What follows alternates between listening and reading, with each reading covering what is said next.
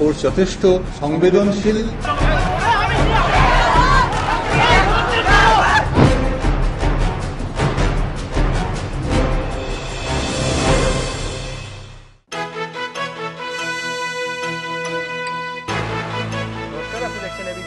আপনার সঙ্গে আমি সুমন। শুরু করছি আমাদের বিশেষ অনুষ্ঠান প্রতিপক্ষ। রাজ্যের পুলিশকে কথায় কথায় সংবেদনশীল হওয়ার পরামর্শ দিতেন এই রাজ্যের এক প্রাক্তন মুখ্যমন্ত্রী। তার আমলে রাজ্য পুলিশ সত্যি সত্যি কতটা সংবেদনশীল হয়ে উঠেছিল তার প্রমাণ আছে নন্দীগ্রামের রক্তে ভেজা মাটিতে। কিন্তু আমরা নিশ্চিত যে পরিবর্তনের সরকারের ঠিক 3 বছরের মাথায় নিঃসন্দেহে কলকাতা পুলিশ সংবেদনশীল হয়ে উঠেছে। তার কারণ স্বয়ং কলকাতা পুলিশের কমিশনার যখন দাবি করেন যাদবপুরের ঘটনায় পুলিশ সংবেদনশীলতা এবং ধৈর্যের সঙ্গে ব্যবহার করেছে এবং ধৈর্যের সঙ্গে তাদের কাজ করেছে, তাহলে মানতেই হয় কলকাতা পুলিশের স্বয়ং কমিশনার যখন বলছেন পুলিশ নিশ্চয়ই সংবেদনশীল। তবে এই সমস্তটা দেখে এই শহরের এক বিশিষ্ট সুরসিক নাগরিক বলছেন যে কলকাতার নগরপাল অত্যন্ত ভদ্রলোক, মিষ্টভাষী, তিনি দয়া করে সিপি থাকুন, টিএমসিপি হয়ে যাবেন না। জোকস অ্যাপার্ট, আমাদের এই প্রতিপক্ষ অনুষ্ঠানের অন্য পার্টে থাকবে সারদা কেলেঙ্কারিতে আকাশ বাতাস যারা ধ্বনিত করে তুলেছে সেই সিপিএম দলের রাজ্য সম্পাদক মণ্ডলীর সদস্য রবীন দেবকেও আজ সিবিআই ডেকে পাঠানো হয়েছে তৃণমূল কংগ্রেসের সাংসদ শুভেন্দু অধিকারীকে। তবে দ্বিতীয় পর্বে তার আগে যাদবপুর। আজকে স্বয়ং কলকাতার পুলিশ কমিশনার একের পর এক যুক্তি সাজিয়ে তার বাহিনীর পাশে দাঁড়ালেন। অবশ্যই তার বোধহয় সেটাই কাজ, কারণ হুবহু তার কিছুক্ষণ পরেই এ রাজ্যের শিক্ষামন্ত্রী তিনিও একইভাবে পুলিশের ঘটনার, পুলিশের আচরণের সাফাই গাইলেন।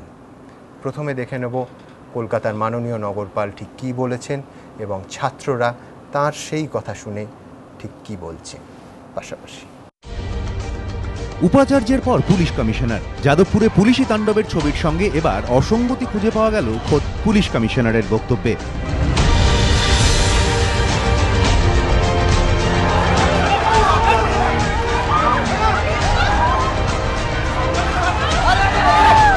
ফোর্স যথেষ্ট সংবেদনশীল এবং যথেষ্ট ধৈর্য সহকারে পুরো ব্যাপারটাকে নেগোশিয়েট করে। হঠাৎ আমাদের উপর হামলা করা হয়, এটা দিস ইজ নট পেশেন্স। লজ্জা করে না এটা পাবলিককে এসব বলতে?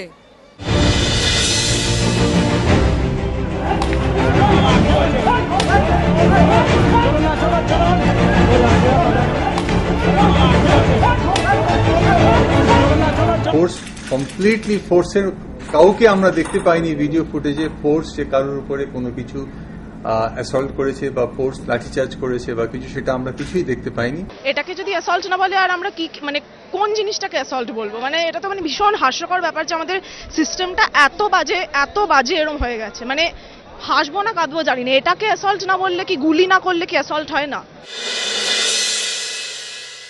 আমাদের কাছে এটাও রিপোর্টের হচ্ছিল যে কিছু বহিরাগত ওখানে আউটসাইডার্স ওখানে ছিলেন এবং তারা এই যাদবপুর ইউনিভার্সিটির ক্যাম্পাসের in and around the campus তাদের হাতে কিছু মারাত্মক অস্ত্রশস্ত্রও ছিল, এরকমও খবর আমাদের কাছে রিপোর্টেড হয়েছিল।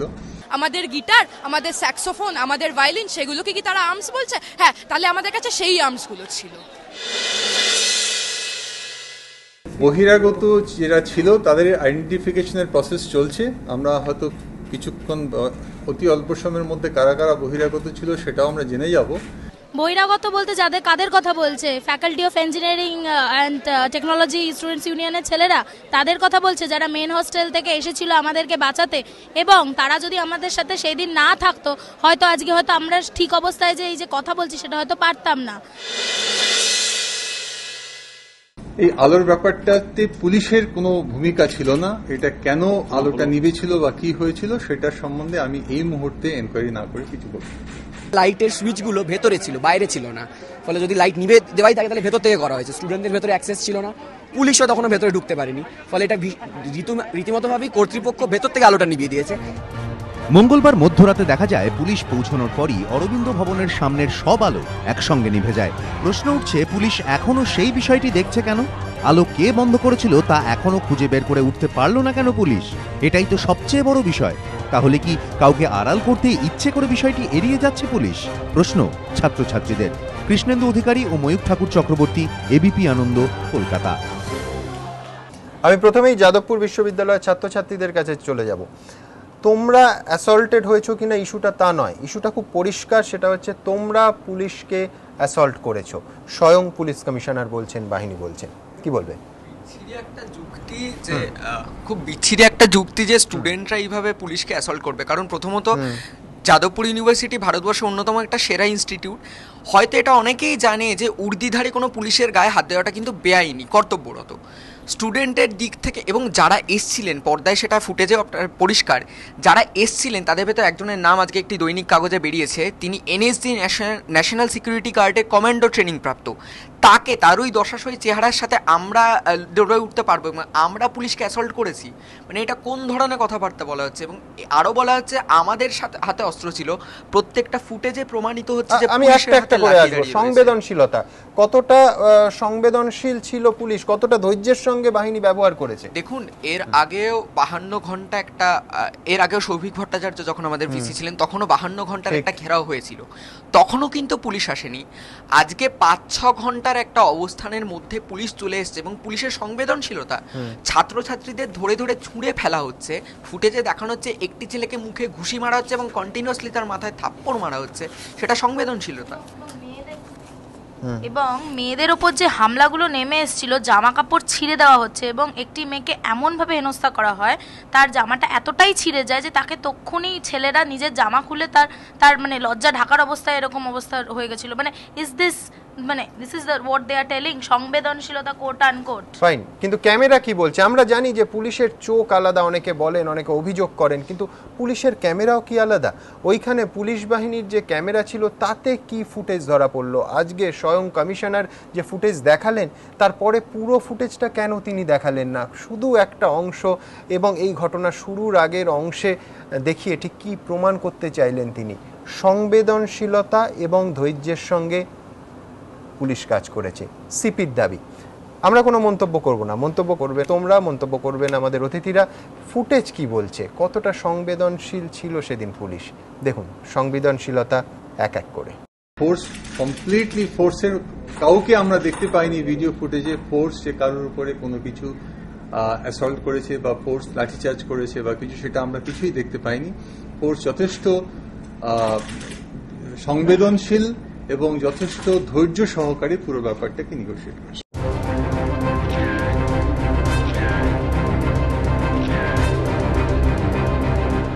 এবার দেখে নেওয়া যাক মঙ্গলবার মধ্যরাতে পুলিশের সংবেদনশীলতার কিছু উদাহরণ।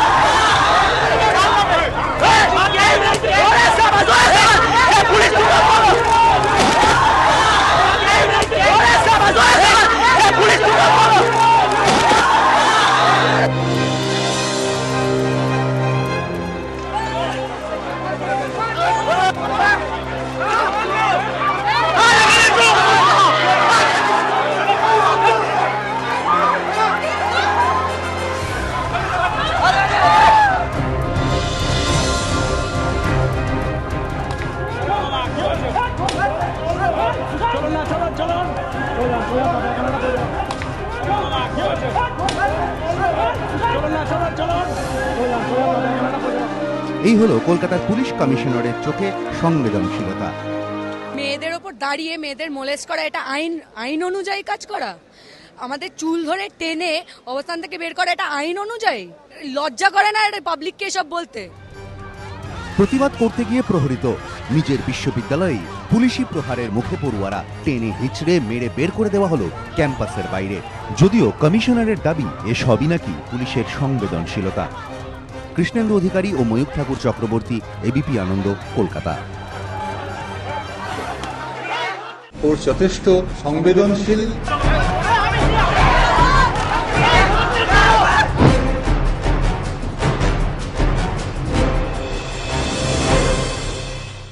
ওর যথেষ্ট সংবেদনশীল।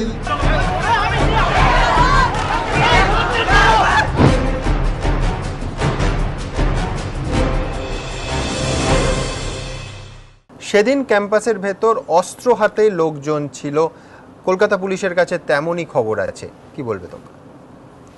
মানে আমরা যতদিন ধরে অবস্থান করছি, শুরু থেকেই তো কোনো ঘেরাওয়ের গল্প ছিলই না। আমরা আগে অবস্থান করছিলাম, ততদিন থেকে সেই দিন অবধিও আমরা গান বাজনা করেছি, ঠিক আছে, 150 ঘন্টা অবস্থানের পর। এবং আমরা প্রতিদিন মানে একটা সারাদিন ধরে ওখানে থেকে নিজেদের মধ্যে আলাপ আলোচনা কিভাবে এগোনো যায়, গান বাজনা এইভাবে এগিয়েছি, ঠিক আছে। আর আমাদের কাছে যদি অস্ত্র থাকতো তাহলে এই কথাটা বলার আগে ফুটেজটা একবার দেখে নেওয়া উচিত ছিল। মানে আমাদের হাতে যদি অস্ত্র থাকতো তাহলে আমরা কি অবস্থানে দাঁড়িয়ে আছি, ঠিক আছে। একের পর একজন এসে যারা আদৌ কতজন পুলিশ বা পুলিশের সঙ্গে বাইরের লোকজন, তাদের খুব পরিষ্কার একটা চিত্র। এর পরেও দাঁড়িয়ে যদি বলা হয় আমাদের হাতে অস্ত্র ছিল, তাহলে এর উত্তরে কি বলা যদি আমি জানি। আর আমাদের একটা এবং একটা কথা বলবো যে এই যে বলছে অস্ত্র হাতে ছিলাম আমরা, আমি একটা কথা বলতে চাই, অবস্থান শুরু হওয়ার আগে আমরা কিছু ঘন্টার জন্য ঘেরাও করেছিলাম ভিসিকে, যে আমরা একটাই দাবি করেছিলাম একটা পাবলিক স্টেটমেন্ট করুন উনি। তো সেই সময়ও যখন আইসিসি কমিটির মেম্বাররা বেরোতে যায় আমরা তাদেরকে আটকে দিই। তারপরের দিন একটি পত্রিকা এরকম খবরও বেরোয় যে তাকে নাকি আমরা গলা টিপে ধরেছি, সে নাকি মৃত্যুর মুখ থেকে ফিরে এসছে। আজকেও আমার মনে হচ্ছে ওই একই খবর অন্যভাবে বলছে আমাদের হাতে অস্ত্র ছিল, আমরা মার খেয়েছি, এদিকে এখন বলছে আমাদের হাতে অস্ত্র ছিল।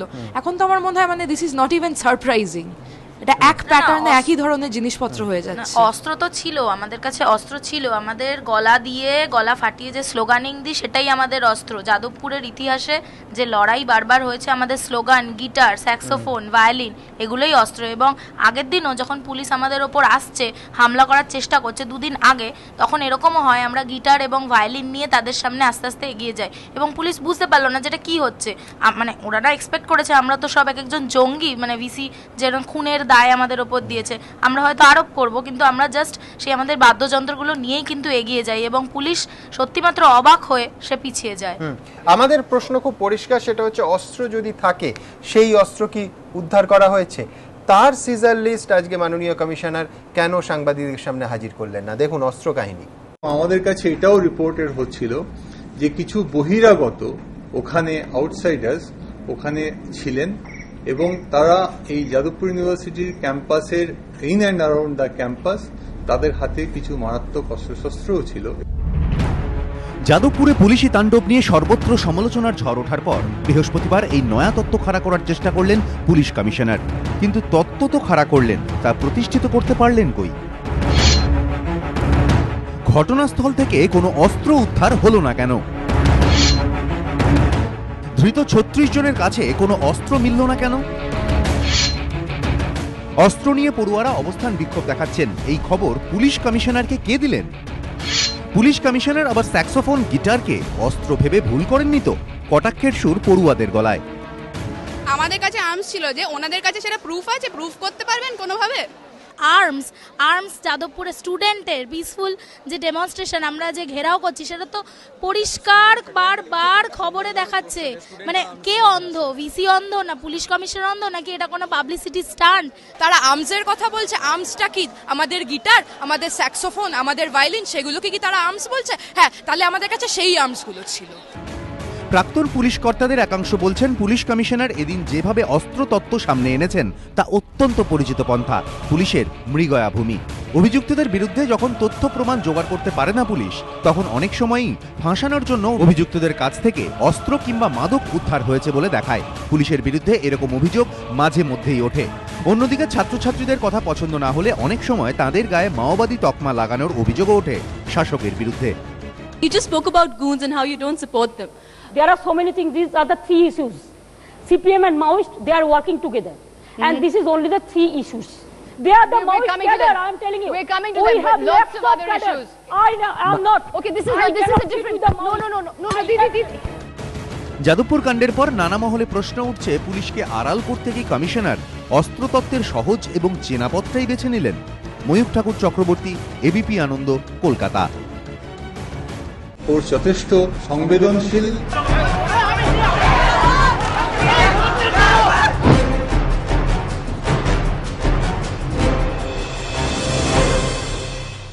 ফোর্স যথেষ্ট সংবেদনশীল।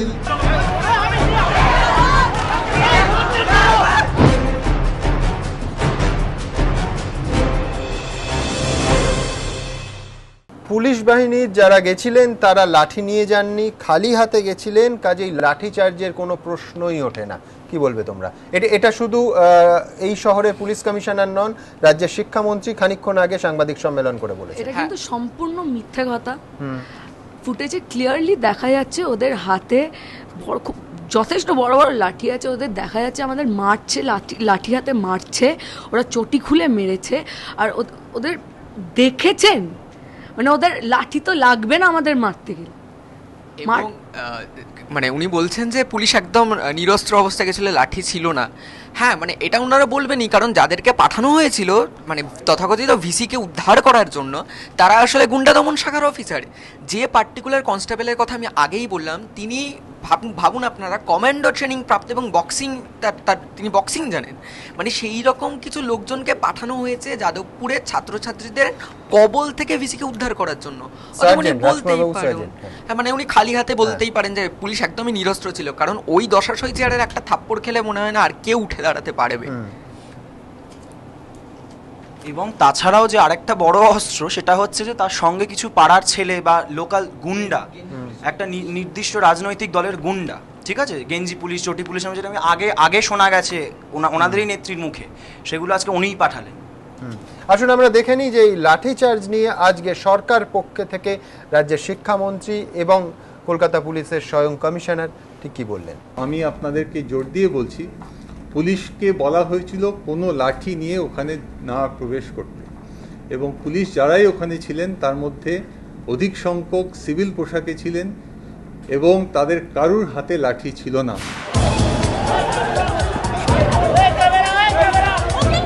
ছবি কিন্তু পুলিশ কমিশনারের বক্তব্যের সম্পূর্ণ উল্টো কথা বলছে।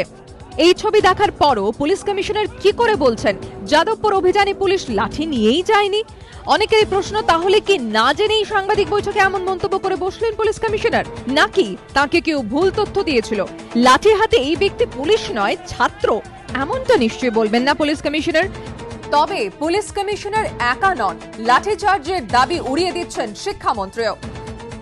ঘটনা যা আমরা দেখেছি, সিডি যা আমরা পেয়েছি, পুলিশের সঙ্গেও আমরা যে রিপোর্ট দিয়েছি, তাতে পুলিশ লাঠি চার্জ করেনি।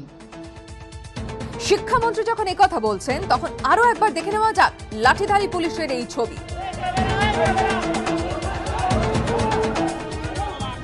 পুলিশ কমিশনার এদিন আরো এক আজব দাবি করেছেন। কাউকে আমরা দেখতে পাইনি ভিডিও ফুটেজে ফোর্স যে কারোর উপরে কোনো কিছু অ্যাসল্ট করেছে বা ফোর্স লাঠিচার্জ করেছে বা কিছু, সেটা আমরা কিছুই দেখতে পাইনি। ফোর্স যথেষ্ট সংবেদনশীল এবং যথেষ্ট ধৈর্য সহকারে পুরো ব্যাপারটাকে নিরসন। পুলিশ কমিশনারের কাছে তাহলে নিগ্রহের সংজ্ঞা কি? প্রশ্ন যাদবপুর বিশ্ববিদ্যালয়ের ছাত্রছাত্রীদের। এটাকে অ্যাসল্ট না বললে কি, গুলি না করলে কি অ্যাসল্ট হয় না? ক্যামেরায় ইটস অন রেকর্ড, সেই জিনিসটাকেও যদি কেউ বলে যে না সেটা আমরা গ্রাহ্য করছি না, এর থেকে খারাপ কিছু হতে পারে না। Minimum amount of force use করেছে, ওটা মিনিমাম, ম্যাক্সিমাম আমি দেখতে চাই না। কি আর্মি ডাকতো আমাদের উপর? এটা কি লজ্জা করে না? তাহলে কি নিজের বাহিনীর নির্মম তাণ্ডবকে আড়াল করতেই পুলিশ কমিশনারের আজব সাফাই? প্রশ্ন তুলছেন পড়ুয়ারা। ময়ূক ঠাকুর চক্রবর্তী, কৃষ্ণেন্দু অধিকারী ও সমিত সেনগুপ্তর রিপোর্ট, এবিপি আনন্দ, কলকাতা। অরুণাভ ঘোষের কাছে আসবো। অরুণাভতা, বহিরাগত আরেকটা তত্ত্ব আমরা দেখেছি, এই তত্ত্ব নন্দীগ্রামে ব্যবহৃত হয়েছে, সিঙ্গুরে ব্যবহৃত হয়েছে। না, আমার একটা পরিষ্কার প্রশ্ন আছে। হ্যাঁ, এই যে যথেষ্ট সিপি বলেছেন যথেষ্ট সংবেদনশীল, হ্যাঁ, তো ও যে ঘুষি মারছিল নাকি, ওর বাড়ির লোক নাম করে ঘুষি মারে নাকি ওকে, তোমায় আমি ভালোবাসছি, মারলাম, ঠোঁট ভেঙে গেল, চোয়াল ভেঙে গেল, এটা সংবেদনশীল? দেখি ঘুষি মারছি বলে সংবেদনশীল? কলার তুলে ধরে ফেলে জুতো মারছে, লাথি মারছে, এটা সংবেদনশীল? আমি এবার ওর কাছে গেলে তো এই ট্রিটমেন্ট আশা করবে যে আমি ওনার সঙ্গে করবো, যে ওর জুনিয়ররা কি সংবেদনশীল? স্যার প্রণাম করার আগে 4টে লাথি মেনে নিল, 2টো ঘুষি মেনে নিল, গলা ভেঙে গেল, কি বলছেন? কালকে আমি রাত্রে গেছিলাম, আমি ছিলাম 2 ঘন্টা, স্টাফেদের সঙ্গে কথা বলেছে আলাদা আলাদা বসে, একদম তোমরা কেউ সেটা টেলিভিশনে জানতো না, গেছি। ছাত্ররা বলেছে, ছাত্র তো বলেইছে, স্টাফেরা বলছে যে এরম VC, unbecoming of a VC, এই লোকটা অশিক্ষিত বেসিক্যালি। সে বলছে, আমি এটা কি মেরেছে? বললো এটা যদি ওকে মারার কোনো প্রশ্নই নেই, আমি তো টেলিভিশনে দেখলাম মারার। এবার বলছে কি কলম্বিয়া এশিয়ায় ঢুকে গেল, কি ব্লাড প্রেশার 100 আর 130, দুটোই মিথ্যা কথা। 100 মোটামুটি আমরা যারা বয়স টয়স হয়েছে মাঝে মাঝে রেগে গেলে 100 হয়ে যায়, 130 তিনি শুয়ে পড়লেন ঢুকে। আমি বলেছিলাম ওখানে চাল কলা নিয়ে ভগবান বসে আছে বোধহয়, ওরা টেনে নেবে ওপরে, এমন ভাব যে মারাই যাব। ও দেখি পরের দিনই আজ শুনি সে গভর্নরের কাছে চলে গেছে সিধা।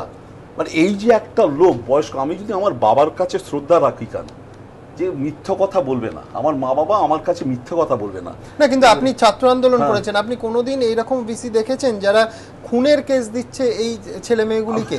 এই তো murder case, attempt to murder case দিচ্ছেন, বলছে মারার চেষ্টা। এবং আজকে পুলিশ কমিশনার কনফার্ম করেছেন যে পুলিশ বাহিনীকে লিখিতভাবে এবং তার আগে টেলিফোনে একেবারে বলেছেন তার জীবন বিপন্ন। কালকে ওনার তোমাদের টেলিভিশনে দেখলাম যে ডেপুটি অ্যাসিস্ট্যান্ট কমিশনার পুলিশ, পরের পদমর্যাদা, তিনি বললেন প্রথমে ফোন করেছিলেন আপনারা আসুন, তারপরে আসছে না, বলে আমার প্রাণ সংশয় হচ্ছে। বসে বসে প্রাণ সংশয় হচ্ছে কি যে নয় হার্টের রোগ আছে না অন্য কোনো রোগ আছে, কিন্তু প্রাণ সংশয় তো আমি দেখিনি। আর তারপর ওকে যারা নিয়ে বার করলো পিঠে হাত দিয়ে, সে লুঙ্গি পরা টাইপ লোক নয়, পাড়ার ছেলে নয়, কেউ বার করলো, বার করে গাড়িতে তুলে দিল। ওখানে তো আমি কোনো ছাত্র দেখিনি, সব মোটামুটি 40, 42, 37, 38 মোটা কাটা লোক, তারা বেশ তুলে দিল। তো এই ভদ্রলোক আমি বলছি, এই যে ওই যে অস্ত্র শস্ত্র, মারাত্মক অস্ত্র শস্ত্র ছিল, তো it is he must resign. একটা এলাকায় অস্ত্র শস্ত্র নিয়ে ছাত্ররা 3 দিন বসে আছে, আমি ওর কথাই সত্যি মেনে নিচ্ছি, হি মাস্ট রিজাইন। যে পুলিশের কোনো ইনফরমেশন থাকবে না আমার এলাকায় অস্ত্র শস্ত্র আছে, তারপর বলছে মাওয়িস্ট আছে। তা মাওয়িস্ট হলে যদি সত্যি হয় যে কিষাণজি একজন এসে গেছে, এতগুলো কিষাণজি আছে, তা তুমি তার আগে থেকে জানবে না, লোককে জানাবে না? দুই হলো, দেখো আমি পরপর দেখছি কেন আলো নিবেছিল জানি না, তার মানে অ্যাডমিট করলো যে ছাত্ররা আলোটা নেবায়নি, কেন লজিকে আটকাচ্ছে। একদম এখানে এতগুলো আলো আছে, আমি একখানা ইট মারলাম, একটা ভাঙলো, 4টে ভাঙলো, 5টা ভাঙলো, কিন্তু অরবিন্দ ভবনের বাইরে থেকে ঢিল মারার ব্যাপার না, ফুটেজে আছে, এটা ছাত্রছাত্রীদের ফুটেজ না, আমাদের ক্যামেরায় যে একসঙ্গে আলো নিভছে এবং সেটা একমাত্র ভেতর থেকে নেভানো যায়। আমি তো লজিকে দাঁড়ায় না। আমি যদি তোমার ঘরের এখানে 3টে আলো ভাঙি, এই মুহূর্তে দর্শকরা সেই ছবি দেখতে পাচ্ছেন, 3টে 4টে আলো ভাঙি, এন্টার ফ্লোরের আলো নিভতে পারে না, সেখানে নেভানো হয়েছে। আর আরেকটা কি হয়েছে মারাত্মক জিনিস, সেটা কাল বললাম যে দেখলাম গিয়ে যে এই আরেকটা মানে এই যে বক্সারটা আজকে দেখলাম, বক্সার আনন্দবাজারে দেখলাম, বক্সার ভালো, এরকম সংবেদনশীল বক্সার, পুলিশ কমিশনার আসুন মশাই আপনি একটু ভালোবাসি বলে একটা ঘুষি মারলো, ইজ এ বক্সার। আমি অন্য কিছু না, এটা পুলিশ কমিশনার ঠিক আছে, ভদ্রলোক, ঠান্ডা লোক, সব ঠিক আছে, কিন্তু মিষ্টভাষী ভালো লোক, ভালো লোকের মানে ডেফিনেশনটা পাল্টে যাচ্ছে ভাই, সিদ্ধারাটা থাকবে না, সিদ্ধারাটা থাকবে না। দিস ইজ নট, আমরা এটা এক্সপেক্ট করি না পুলিশ কমিশনারকে।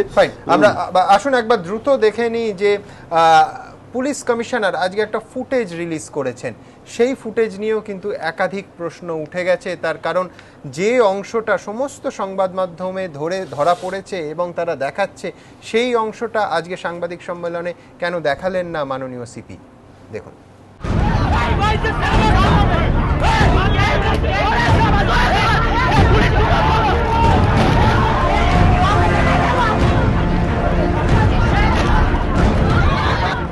রাতের অন্ধকারে আন্দোলনরত ছাত্রছাত্রীদের ওপর পুলিশি বর্বরতা, নির্বিচারে কিল, চর, লাথি। ঘটনার প্রায় 1.5 দিন পর সাংবাদিক বৈঠক করলেন পুলিশ কমিশনার, তবে দুঃখ প্রকাশ করতে নয়, পুলিশের বর্বরতা সাফাই দিতে। নিজের অবস্থানকে মজবুত করতে পুলিশ কমিশনার সাহায্য নিলেন একটি ফুটেজে।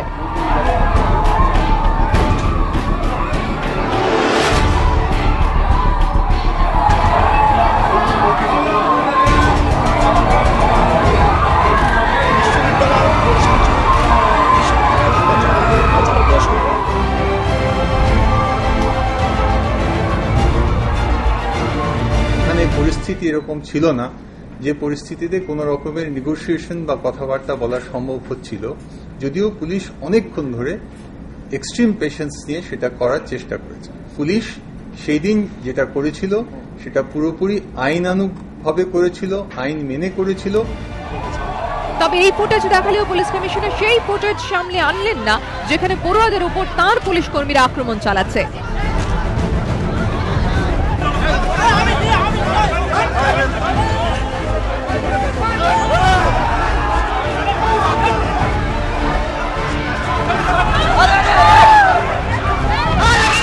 ফুটেজ দেখালে আসল চেহারাটা বেরিয়ে আসবে এটা বুঝেই কি পুলিশ কমিশনার তা এড়িয়ে গেলেন, নাকি ওপরতলা থেকে তাঁর কাছে এই নির্দেশ ছিল? প্রশ্ন ছাত্রছাত্রীদের। যাদবপুরের অনেক পড়ুয়াই কটাক্ষের সুরে বলছেন এটা পুলিশ কমিশনারের সিলেক্টিভ অ্যামনেশিয়া। সেটাই মনে পড়ল যা মনে করতে চাইলেন, আর যা মনে করতে চাইলেন না তা ভুলে গেলেন। এবিপি আনন্দ।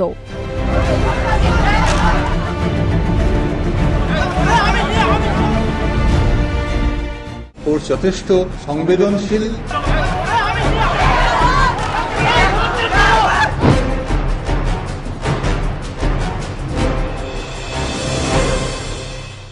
ওর যথেষ্ট সংবেদনশীল,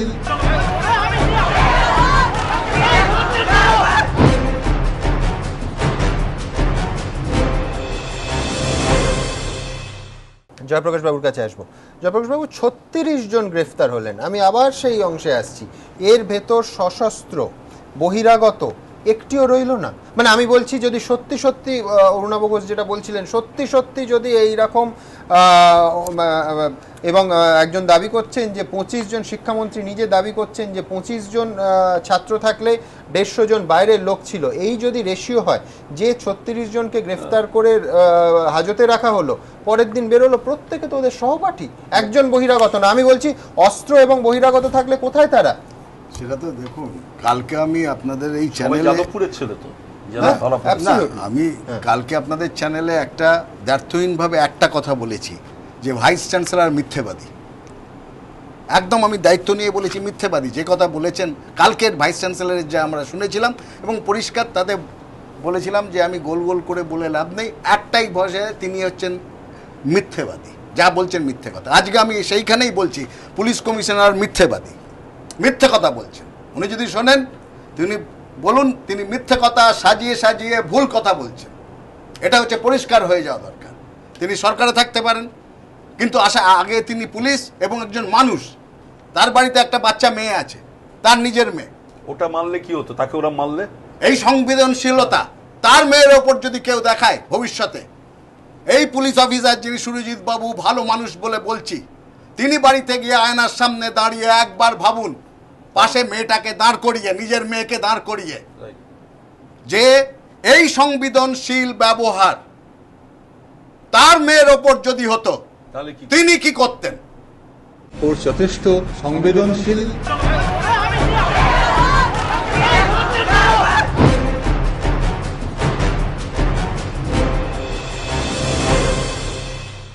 ওর যথেষ্ট সংবেদনশীল,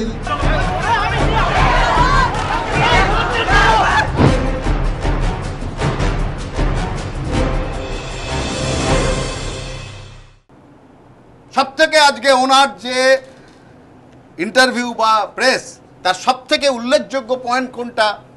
সেটা হচ্ছে ওনার পালিয়ে যাওয়াটা। আপনারা দেখাবেন উনি যা বলার পরে যখন সাংবাদিকরা একের পর এক প্রশ্ন ছুঁড়ে দিচ্ছে, তখন তার পালিয়ে যাওয়াটা হচ্ছে সব থেকে উল্লেখযোগ্য আজকের। উনি কোনো প্রশ্ন ফেস করতে যাননি। ওনার যদি সেই রকম দৃঢ়তা থাকতো, পুলিশ অফিসার হিসেবে তিনি যে ওথ নিয়েছেন যে আইনকে রক্ষা করব নিরপেক্ষভাবে, আইপিএস হওয়ার সময় তাকে এই ওথ নিতে হয়েছে। তিনি আইআইটি খড়গপুরের ছাত্র, তিনি জানেন ইঞ্জিনিয়ারিং কলেজের ছাত্রদের কি স্ট্যান্ডার্ড হয়, তারা কোন বাড়ি থেকে আসে, তাদের মেন্টালিটি কীরকম হয়। সেইখানে একটা সরকারের এবং এই বর্তমান শাসক দলের তাবেদারি করতে গিয়ে তিনি যে আজকে সম্পূর্ণ একটা মিথ্যের অবতারণা করলেন, তার থেকে পালিয়ে যাওয়া ছাড়া কোনো উপায় ছিল না। কিন্তু সুমন, একটা কথা মনে করিয়ে দিই, আমরা এইখানে আলোচনা করেছিলাম গার্ডেন রিচের সেই হত্যা নিয়ে, এবং আমরা দেখেছিলাম যতক্ষণ না তোমাদের চ্যানেল ডাইরেক্টলি গুলি করা দৃশ্য দেখাচ্ছে, ততক্ষণ তৃণমূলের নেতারা বলে এসছিল যে এটা অন্য ঘটনা, তারা মানতেই চায়নি। সব থেকে অসুবিধে হচ্ছে সেদিনও যেরকম টিভি ফুটেজ এদের মুখোশ খুলে দিয়েছিল, সত্যি ঘটনা দেখিয়ে দিয়েছিল। আজকে দেখুন পুলিশ কমিশনার নিজের কয়েকটা বোধহয় 1 মিনিট কি 2 মিনিটের ফুটেজ দেখিয়েছেন, আর আজকে যে বাচ্চা ছেলেদের স্মার্টফোনের ফুটেজ, আজকে আপনি ফেসবুকে যান না, দেখুন না তাদের কি অবস্থা। একটি মেয়ে যখন তার সম্পূর্ণ ঊর্ধ্বাঙ্গ, তাতে কোনো জামা কাপড় নেই, পুলিশ টেনে ছিঁড়ে দিচ্ছে। এই মমতা বন্দ্যোপাধ্যায়ের সরকার। এই মমতা বন্দ্যোপাধ্যায়ের কাছে আমরা সবাই চেয়েছিলাম। ভাইস চ্যান্সেলর মিথ্যে কথা বলছেন, তিনি তার পদের জন্য, সেটা বুঝলাম, যেটা অরুণবদা বললেন, একজন অশিক্ষিত ভাইস চ্যান্সেলর কোনোভাবে পদ আঁকড়ে ধরে রাখতে চাইছেন। পুলিশটা কার? পুলিশটা তো মমতা বন্দ্যোপাধ্যায়ের। ডিরেকশনটা কে দিল মাঝরাতে, সেটা আমাদের জানতে হবে। বাইরের লোক আছে, অস্ত্রশস্ত্র নিয়ে আছে, সেগুলো ওনাকে প্রমাণ করতে হবে। আর আরেকটা কথা কি সাংঘাতিক বললেন দেখুন, বলছেন আমরা সেই নিয়ে তদন্ত করছি, বহিরাগত কারা ছিল তারা আমরা তার লিস্ট বার করছি। এখন লিস্ট করা মানে কি? তার মানে হচ্ছে সাজিয়ে লিস্ট করছেন উনি। আমি এখনই বললাম পুলিশ কমিশনারকে, দয়া করে বাচ্চা বাচ্চা ছেলে মেয়েদের মেরেছেন, ক্ষমা চেয়ে নিলে এখনো সময় আছে। সাজিয়ে লিস্ট তৈরি করে, যদি আপনার কাছে লিস্ট থাকতো আপনি সঙ্গে সঙ্গে দিয়ে দিতেন এই লিস্ট। খবর পেয়েছেন তো আপনি? কেন আপনার খবর পেয়েছেন? আপনার সংশয় আছে জয়প্রকাশ দা যে এই সরকার এই মিথ্যে মামলা সাজানোতে অত্যন্ত পটু? এই নিয়ে কোনো সংশয়ের অবকাশ আছে? স্কিল তো ডেভেলপ গিয়ে হাইকোর্টে, এই সুরজিৎ বাবুকে তো হাইকোর্টে যেতে হবে আজ না কাল এই ঘটনার উপর। দেখে নেবেন আপনি দেখে নেবেন। এই সুরজিৎ বাবু আজকে যে কথা বললেন, এর উত্তর আজ নয় কাল মহামান্য আদালতের সামনে গিয়ে দিতে হবে। জয়প্রকাশ দা ফুটেজের কথা বলছেন, 73 গুলি চলেছিল, এবিপি আনন্দ ফুটেজ দেখালো। কোন অ্যাঙ্গেল থেকে? সরকারের সদর দফতরে দাঁড়িয়ে মাননীয় পদাধিকারিক তিনি বললেন যে কি করে এই ফুটেজ এবিপি আনন্দ দেখালো এবং কিভাবে এটা শুট হলো আমরা তদন্ত করে দেখছি। অর্থাৎ জুডিশিয়াল এনকোয়ারিতে দেখা হবে যে ফুটেজ কি করে আমরা দেখছি। এটা বিচার্য বিষয়। বিচার্য বিষয় এটা নয় যে পুলিশ কেন গুলি চালালো। বারবার হয়েছে এই সরকারের ক্ষেত্রে। এই সরকার যে আশা দিয়ে মানুষের কাছ থেকে ভোট নিয়ে এসেছিল, আসার পর থেকে তারা সম্পূর্ণ অন্যরকম ভাবে চালিয়েছে। এবং এটা আজকে একটা ফ্যাসিস্ট সরকার বলতে কারুর কোনো অসুবিধা নেই। সাধারণ মানুষের কাছে যান, গ্রামে গঞ্জে, বাসে, ট্রামে লোকে ছিছি করছে। এনারা শুধু ধরে রেখেছেন আমি 35% ভোট পেলেই আমি জিতবো ভোটের অঙ্কে। এনাদের আর কোনো কিছু নেই। আমি একটা কথা বলে দিই, আরেকটা কথা যেটা বারবার বললেন পুলিশ কমিশনার, অনেকেই উল্লেখ করেনি। উনি বলছেন কি নেগোসিয়েশনের কথা বলছেন। ছাত্ররা ওনাদের সঙ্গে কি নেগোসিয়েট করবে? পুলিশের কাছে তো ছাত্রদের কোনো দাবি ছিল না। ছিল দাবি ছিল ভাইস চ্যান্সেলরের কাছে, বিশ্ববিদ্যালয় কর্তৃপক্ষের কাছে। উনি কোন নেগোসিয়েশনের কথা বলতে চাইছেন একটা পরিষ্কার করতে হবে। যে বারবার নেগোসিয়েট করতে গেছি, নেগোসিয়েশন হয়নি। উনি নেগোসিয়েট করার কে?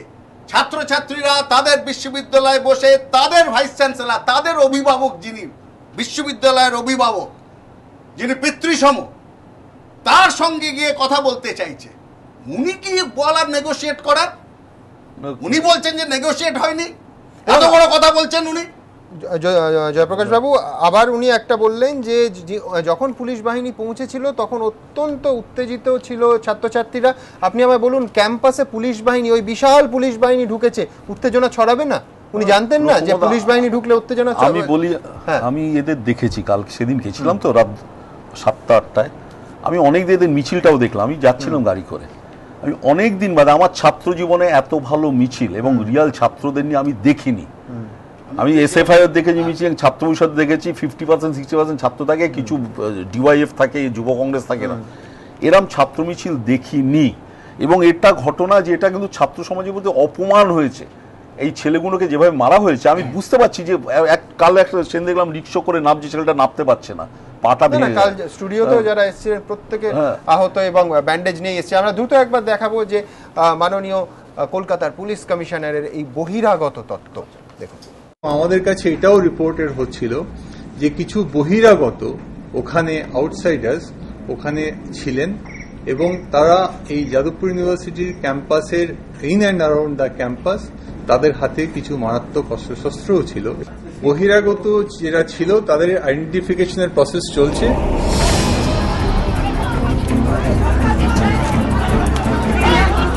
পুলিশ কমিশনার বলছেন মঙ্গলবার রাতে যাদবপুর বিশ্ববিদ্যালয়ের ক্যাম্পাস নাকি ভর্তি ছিল বহিরাগততে। পড়ুয়াদের পাল্টা প্রশ্ন, তাই যদি হয় তাহলে একজন বহিরাগতকেও কেন ধরতে পারল না পুলিশ? মধ্যরাতে বিশ্ববিদ্যালয়ে অভিযান চালিয়ে 36 জনকে গ্রেফতার করে পুলিশ। আশ্চর্যজনকভাবে তাঁদের প্রত্যেকেই পড়ুয়া। এই পরিস্থিতিতে ছাত্রছাত্রীদের প্রশ্ন, কোথায় গেল অস্ত্রধারী বহিরাগতরা? ঘটনার 1.5 দিন পরে সাংবাদিক বৈঠক করেও কেন একজন বহিরাগতরও নাম বলতে পারলেন না পুলিশ কমিশনার? আমরা গত 6 দিন ধরে এখানে বসে আছি, কাউকে আটকাইনি। আমরা কেন আর্মস নিয়ে মুভমেন্ট করতে যাব? আমাদের কাছে আর্মস ছিল, যে ওনাদের কাছে সেটা প্রুফ আছে, প্রুফ করতে পারবেন কোনোভাবে? তবে এত প্রশ্ন সত্ত্বেও পুলিশ কমিশনারের বক্তব্যে শিলমোহর লাগানোর চেষ্টা করেছেন শিক্ষামন্ত্রী। মহিলারা বললেন আমাদের প্রাণের হুমকি দেওয়া হয়েছে, উপাচার্যকে প্রাণের হুমকি দেওয়া হয়েছে, বাইরের লোকরা বিশ্ববিদ্যালয় চত্বরে উপস্থিত হয়েছে। যাদবপুরের পড়ুয়াদের প্রশ্ন, কাদের বহিরাগত বলছেন শিক্ষামন্ত্রী পুলিশ কমিশনার? যাদবপুর বিশ্ববিদ্যালয়ে কোনো প্রাক্তনী যদি ক্যাম্পাসে এসে এখনকার পড়ুয়াদের পাশে দাঁড়ান তাহলে কি তিনি বহিরাগত? নাকি প্রেসিডেন্সির কোনো পড়ুয়া যদি যাদবপুরের ছাত্রছাত্রীদের আন্দোলনে সামিল হন তাহলে তিনি বহিরাগত? নিজের বহিরাগত তত্ত্বকে প্রতিষ্ঠিত করতে শেষ পর্যন্ত এমন কাউকে বহিরাগত তকমা দিয়ে হাজতে পড়ার চেষ্টা করবে পুলিশ? প্রশ্ন যাদবপুরের পড়ুয়াদের। এবিপি আনন্দ। মিরাতুন্দি, আপনার কাছে জানতে চাইবো, মাঝে মাঝে মনে হয় না এই রাজ্যে বোধহয় আমরা সবাই বহিরাগত? তার কারণ যাদবপুরে একটা আন্দোলন হচ্ছে, সেখানে যদি প্রেসিডেন্সি কলেজের ছাত্ররা যায় বা যাদবপুরেরই ইঞ্জিনিয়ারিং বিভাগের ছাত্ররা যায়, তারা বহিরাগত। এই যে কিছুদিন আগে প্রেসিডেন্সির ল্যাবে ভাঙচুর হলো, বহিরাগত লোকেরা করলো, কিন্তু তখন সিপি সেই বহিরাগতদের বিরুদ্ধে প্রেস কনফারেন্স করেননি। নেতৃত্ব দিয়েছিলেন যে পরে মিছিলটা হয়েছিল অরুণাভ ঘোষ, অসীম চট্টোপাধ্যায়রা, তারা তো প্রাক্তনী, তাহলে তারা বহিরাগত? মানে কারা অন্তর্গত কারা বহিরাগত এই হিসেবটা গুলিয়ে যায় না মাঝে মাঝে? ছাত্র দিদি, আরেকটা, ছাত্রদের পাশে ছাত্ররা যদি যায় সে সম্বন্ধে একটু বলবেন। যাদবপুরের পাশে প্রেসিডেন্সি গেছে। বহিরাগত শব্দটা আমি লক্ষ্য করছি গত সরকারের আমল থেকে এটা ব্যবহার করা হয়, নন্দীগ্রামের ক্ষেত্রেও করা হয়েছিল, হ্যাঁ, সিঙ্গুর নন্দীগ্রামের ক্ষেত্রে, এবং এখনো করা হচ্ছে। আর মুশকিলের বিষয় হচ্ছে, এর সঙ্গে একটু জুড়ে দিই, শিক্ষামন্ত্রীর মতন মানুষ, তিনি বলছেন শিক্ষাক্ষেত্রে রাজনীতি চলবে না। তো রাজনীতি ভীতি রাজনীতিকদের খুব উত্তক্ত করছে বলে লক্ষ্য করা যাচ্ছে, এবং এই রাজনীতিকরাই বহিরাগত শব্দটা ব্যবহার করে। আর বহিরাগত শব্দটার অর্থ সম্ভবত এরকম, আমাদের দলের লোকেরা নয়, ভিন্ন দলের, ভিন্ন রাজনৈতিক দলের লোকেরা। এক্ষেত্রে অবশ্য ছাত্র ভিন্ন যে সমস্ত মানুষজন এসেছে বলে, ছেলেরা বা তরুণরা এসেছে বলে তারা আশঙ্কা করছেন, তাদেরকে বহিরাগত বলা হচ্ছে। এখানে কথাটা বহিরাগত নিয়ে আর খুব বেশি কিছু বলার নেই, তবে রাজনীতির কথা যারা বলছেন শিক্ষাঙ্গনে রাজনীতি চলবে না, তারাই এইভাবে রাজনীতিটাকে মাথায় রেখে কথা বলছেন। এটা একেবারেই অত্যন্ত দৃষ্টিকটু স্ববিরোধিতা। এই স্ববিরোধিতা মুক্ত হওয়া উচিত বলে আমার মনে হয়। ওর যথেষ্ট সংবেদনশীল,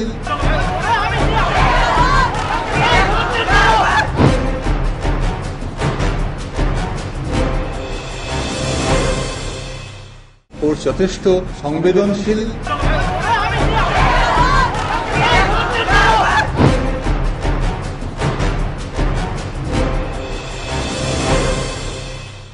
আর আগের যে প্রশ্নগুলো তুমি সকলকে করছিলে, সেখানে আমি একটা ছোট্ট উত্তর দিতে চাই।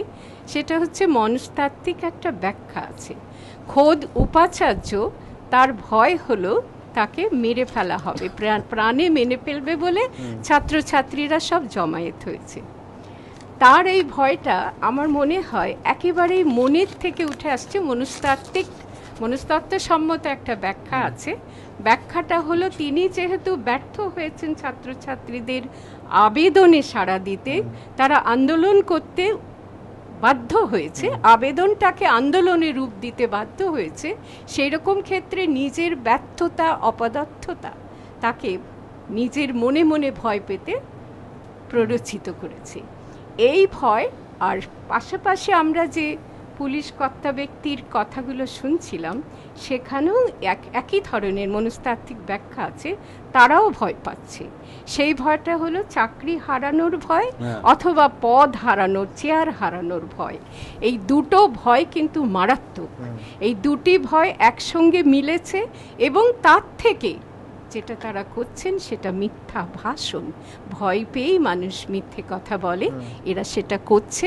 সেটা অত্যন্ত গর্হিত, কারণ ছাত্রছাত্রীদের অভিভাবক, গোটা বিশ্ববিদ্যালয়ের অভিভাবক হচ্ছে উপাচার্য, আর পুলিশরা হচ্ছে সারা রাজ্যের রক্ষক, নিরাপত্তা কর্মী। তারা তারা ছাত্রছাত্রীদেরও নিরাপত্তা কর্মী, তারা শুধুমাত্র উপাচার্যের নিরাপত্তা কর্মী হিসাবে ওই শিক্ষাঙ্গনে ঢুকলো, বেধড়ক মারল এবং মিথ্যা ভাষণ করলো, এর আর কোনো যোগ্য ব্যাখ্যা, যথাযথ ব্যাখ্যা আমার কাছে নেই। আর বলবো না, কারণ অনেকজনের বলা বাকি। শুধু বলে দিই, এই বহিরাগত পার্থ বলছে, এই সম্বন্ধে একটা জানা উচিত, বাচ্চা ছেলেমেয়েরা আছে। আমি যখন যাদবপুরে ছাত্রনেতা ছিলাম, পার্থ সেই সময় আশুতোষ কলেজের পার্থবাবু ছাত্রনেতা ছিলেন। সেই সময় যাদবপুর বিশ্ববিদ্যালয়ে দুপুরবেলায় পার্থবাবু অন্তত কম করে 100 বার এসেছেন। আমি যেতাম 100 বার এসেছেন। সেই পার্থবাবু আজকে বলছেন বহিরাগত, যে যাদবপুর ইউনিভার্সিটির অ্যামিনিটি সেন্টারের সামনে এসে আমাদের সঙ্গে বসে দীর্ঘদিন চা খাওয়া এবং একসঙ্গে তিনি দরকার পড়লে বাইরের ছেলে আশুতোষের ছেলে মেয়েদের নিয়ে আসতেন, সেই পার্থবাবু আজকে বহিরাগতর কথা। এটা পার্থবাবু আপনি যদি শুনে থাকেন আমার লজ্জা লাগছে। আপনার এই কথা শুনে লজ্জা। এটা আপনি কি তুলনা করছেন? পার্থ চ্যাটার্জি মন্ত্রী হওয়ার আগে আর মন্ত্রী হওয়ার পরে মানুষ এক থাকে না, জীবন এক থাকে। একটা তো তার ভ্যালু সিস্টেম থাকে। আমি সব সময় মনে করেছিলাম এই মমতা বন্দ্যোপাধ্যায়ের মন্ত্রিসভায় লোক যাদের ভ্যালু সিস্টেম আছে, তার মধ্যে পার্থ চ্যাটার্জি একজন। আর বাদ বাকিদের নাম আনা যায় না, এমন এমন সব মন্ত্রী আছে। তার মধ্যে এইটা থেকে আমার লজ্জা লাগছে। অ্যাচিভমেন্ট কি মন্ত্রী হয়েছে, পিএইচডি। একটু আগে আমি এখানে সিপির বক্তব্যটাও শুনলাম যে উনি বলেছেন যে নেগোসিয়েশনের একটা জায়গা ছিল না। থাকবেটা কি করে, যেখানে ভিসি স্বয়ং বলছেন স্টুডেন্টদের মিট করতে আমার ডিগনিটিতে বাধে, সেই জায়গায় কি করে এই ধরনের ঘটনা ঘটতে পারে? আর দ্বিতীয়ত যেটা স্যার বললেন যে এই রকম ছাত্রদেরকে পিটিয়েছে, এটা ছাত্রদের অপমান ওইভাবে। দেখুন, এর আগেও কলকাতা শহরের বুকে অনেক ছাত্র আন্দোলন ঘটেছে, পুলিশের হাতে ছাত্রনেতারা মারাও গেছে, কিন্তু স্টুডেন্টরা আর্মড। এই অপমানটা, এটা শুধু অপমান না, এটা স্টিগমা আমাদের গায়ে যে যাদবপুর ইউনিভার্সিটি বা কোনো কলেজে, আজকে পশ্চিমবঙ্গের কোনো কলেজে দাঁড়িয়ে ছাত্ররা বন্দুক পিস্তল নিয়ে কলেজে ঢুকছে। ওর যথেষ্ট সংবেদনশীল।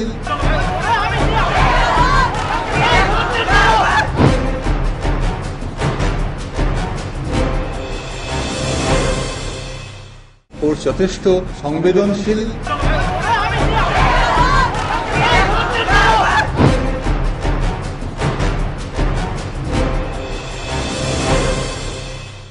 মানে আজকে জেএনইউ বা দুদিন পরে জেএনইউ ডিউ না, দেখো ধাপে ধাপে হচ্ছে। প্রথমে হচ্ছে যে তোমরা খুন করতে গেছিলে, ওনার জীবন বিপন্ন, তারপরে কি দিয়ে খুন করবে, অস্ত্র, এরপরে হয়তো আরো কিছু এই, এবং আমাদের আশঙ্কা যে এরপরে হয়তো কয়েকটা নাম দিয়ে কয়েকটা মিথ্যে মামলাও দেওয়া হবে। এই জিনিস কিন্তু দেখা গেছিল প্রেসিডেন্সি কাণ্ডে, ওই জ্যাভেলিনটা নিয়ে কিন্তু অনেক বিতর্ক হয়েছিল, একটা জ্যাভেলিন ছোড়া নিয়ে অনেক কাণ্ড হয়েছে। মানে আমি বলতে চাইছি, আমরা তো কিছু মনে করবেন না, মার্কিন যুক্তরাষ্ট্রে কোনো বিশ্ববিদ্যালয়ে পড়ি না যেখানে সহপাঠীর গুলিতে এতজন স্টুডেন্ট মারা যায়। এটা যাদবপুর বিশ্ববিদ্যালয়, এটা কলকাতা, এটা যাদবপুর বিশ্ববিদ্যালয়, এটা ভারতবর্ষের অন্যতম সেরা একটা ইনস্টিটিউট, এখানে সেরা মস্তিষ্কের ছাত্ররা পড়ে। উনি এইটা বলা মানে শুধু আমাদের অ্যালিগেশন দেওয়া নয়, আমাদেরকে অপমান করা। পুলিশের হাতে মার খাওয়া, দেখুন আন্দোলন করতে গেলে এই ধরনের ঘটনা হয়তো হতেই পারে, কিন্তু এই যে অ্যালিগেশনটা হচ্ছে খুনের চেষ্টা, আর্মস নিয়ে ঢোকা, উনি তো সব জায়গায়, এখন একজন সব জায়গাতেই মাওবাদী দেখছেন। আমরা কি ওখানে কোনো মুভমেন্ট করতে গেছি? যেভাবে আলো নিভিয়ে পুলিশ অ্যাকশন নিল, এই অ্যাকশন আমরা বিগত সরকারে 2007 নন্দীগ্রামে দেখে এসেছি। এইভাবে আলো নিভিয়ে অ্যাকশন নেওয়া, আর যারা এসছিলেন পুলিশের তরফ থেকে তারা গুন্ডা দমন শাখার। আমরা কি গুন্ডামি করতে ওখানে গেছি? আচ্ছা, একটা জিনিস পরিষ্কার করে দেওয়া দরকার যে দুপক্ষ থেকেই লোকজন বলবে যে এই ঘটনাটা ঘটতোই না যদি নেগোসিয়েশনটা অনেক আগে করা হতো। নেগোসিয়েশন কিন্তু করা যায়নি, কারণ ভিসি নিজে বলেছেন, মানে যেসব স্টুডেন্ট রিপ্রেজেন্টেটিভ গেছিল 3-4 জন, তাদেরকে ভিসি নিজে এই কথাটা বলেছে। I can quote him, he said, I am not paid to do this. This will bring my dignity down to have to talk to my students. এই কথাটা উনি বলেছিলেন, বারবার বলেছিলেন, যে কারণে কিন্তু কোনো নেগোসিয়েশনে আসাই যায়নি, কাজে এই ঘটনাটা ঘটেছে। এবং এটা বলে রাখা দরকার যে আমরা যেই দাবিটা নিয়ে লড়ছিলাম, সেই দাবিটার মধ্যে প্রাথমিক দাবি ছিল যে ভিসি এসে আমাদেরকে অ্যাড্রেস করুক, কারণ বারবার 150 ঘন্টা ধরে 2-3 করে যখন রিপ্রেজেন্টেশন যাচ্ছে, উনি ধোঁয়াশার মধ্যে রাখছে 16 তারিখ ইসি বসাবো, এবং ইসির অদ্ভুতভাবে এজেন্ডা বদলে গেল, এনহ্যান্সমেন্ট অফ ক্যাম্পাস ডিসিপ্লিন, যেখানে হওয়া দরকার ছিল জেন্ডার ভায়োলেন্স অন ক্যাম্পাস। তো এই 1 সপ্তাহ ধরে যে আমাদের ধোঁয়াশার মধ্যে রাখার পর আমরা ভাবলাম যে না, আর আমরা 2-3 করে যাব না, ভিসি স্বয়ং এসে আমাদের সাথে দেখা করুক। অনেকে বলছেন যে জেইউ এর ভিসি নন, উনি আসলে কেপির ভিসি। কলকাতা পুলিশ, রাজ্য সরকার, রাজ্যের মন্ত্রী এবং উপাচার্য একেবারে এক সুরে খুব সিনক্রোনাইজড কথা বলছেন। আমি চারটে কথা বলবো। প্রথম কথা হচ্ছে যে কালকেও মানে যাদবপুরের একজন প্রাক্তনী এবং অরুণাভদা শিক্ষাঙ্গনে রাজনীতি করেছেন। জয়প্রকাশ দা, আমি জয়প্রকাশ দা একই শিক্ষাঙ্গন, অন্য রাজনীতির মানুষ ছিলাম, এবং এই ধরনের স্লোগান আমরা কালকেও যে স্লোগানগুলো দিয়েছি, এই স্লোগানগুলো 40 বছর 50 বছরের পুরনো। এই ভিসির চামড়া গুটিয়ে দেবো আমরা, বা এই ভিসির কালো হাত ভেঙে দাও গুড়িয়ে দাও, বা বলো হরি হরি বল, এই ভিসিকে খাটে তোল। এখন তার মানে যদি কেউ ভাবেন আমাকে খুন করতে চাওয়া হচ্ছে, কারণ গত 40 বছর ধরে এখানে যারা ছাত্র আন্দোলনের মানুষ আছেন প্রত্যেকে এগুলো পুরনো স্লোগান আমরা এখনো বলি, কারণ এখনো বললে কোথাও আমাদের ভেতরের রাগ ঘৃণাগুলো বেরিয়ে আসে। তার মানে কি কালো হাত ভেঙে দাও গুড়িয়ে দাও সেটা একটা ভয়ঙ্কর এমনিতে রেসিস্ট স্লোগান, সেটা একটা সেই ডিবেটটা অ্যাপার্ট। এইগুলো বলা মানে কি আমরা মানুষটাকে খুন করতে চাইছি? তাই যদি কেউ মনে করে কালো হাত ভেঙে দাও গুড়িয়ে দাও, তিনি যদি মনে করেন তার হাত ভাঙার কথা বলা হচ্ছে, গুটিয়ে দেবো চামড়া, কারণ একাধিক জায়গায় ভিসি বলছেন আমার চামড়া খুলে নেওয়ার কথা বলছে। এত হাস্যকর এই স্লোগান দেওয়া হয়েছে। এই স্লোগান ভবিষ্যতে 30 বছর 50 বছর 300 বছর দেওয়া হবে, এটা আমার বিশ্বাস। চামড়াটা মোটা খসে যেতে পারে, ভয় থাকে না। আমি বলছি এই স্লোগান দেওয়া হবে, সেই স্লোগানে যদি কেউ মনে করেন তাকে খুনের ইশারা দেওয়া হচ্ছে, তিনি দুর্ভাগা, কারণ তিনি হয় বাংলা বোঝেন না, না হলে অনুভূতি বোঝেন না, তিনি ঘৃণাটা বুঝতে পারছেন না। আমি সংবেদনশীলতা নিয়ে বারবার কথা বলা হচ্ছে, আমি যেটা বলতে চাইছি এবং একজন নারী আন্দোলনের কর্মী হিসেবে যেটা বলতে চাইছি, সংবেদনশীলতা চাই না। আমরা চাই ওনারা রুল বুক ধরে কাজ করুন, রুল বুকের বাইরে যাবেন না, কারণ রুল বুকে কনস্টিটিউশনে কোথাও সংবেদনশীলতা কথাটা নেই। আছে এই করতে পারো, এই করতে পারো, এইভাবে মারটা দিতে পারে না, সেটা কোথাও সংবিধানে নেই। আপনারা সেই যে বিশাখা কমিটির অনুযায়ী হোক, আইন অনুযায়ী হোক, বিশাখা কমিটি যে কাজে সংবেদনশীলতার কথা কোন তরফ থেকে আমার মনে হয় না বলা দরকার। আমাদের বলা দরকার যেটুকু আইনে আছে আমরা চাই সেটা লিখিত আছে, সেটাই কাজে করা হোক। এবং তৃতীয়ত হচ্ছে যে নগরপালের বক্তব্য, আমি আমাদের একটা অভিজ্ঞতার কথা বলছি। 7ই জুন কামদুনির ঘটনা ঘটে, আমরা সেইটা এতে গিয়ে রাইটার্সে মুখ্যমন্ত্রী এবং স্বরাষ্ট্রমন্ত্রীকে একটি চিঠি দিতে গিয়ে আমরা প্রায় 6 মাস বাদে জানতে পারি যে আমরা মামলা খেয়েছি, সেখানে আমরা ওনাকে পাইনি। তারপরে ওনার কালীঘাটের বাড়িতে আমরা একটি মৈত্রী জোটের তরফ থেকে আমরা একটি চিঠি দিতে যাই, যে এইটা যে তখনও পর্যন্ত 13 তারিখে 7 তারিখে ঘটনাটা ঘটেছে, 13ই জুন গত বছরের, আমাদের সঙ্গে নেগোসিয়েশন চলছে পুলিশের যে 2 জন যাবে না 4 জন যাবে।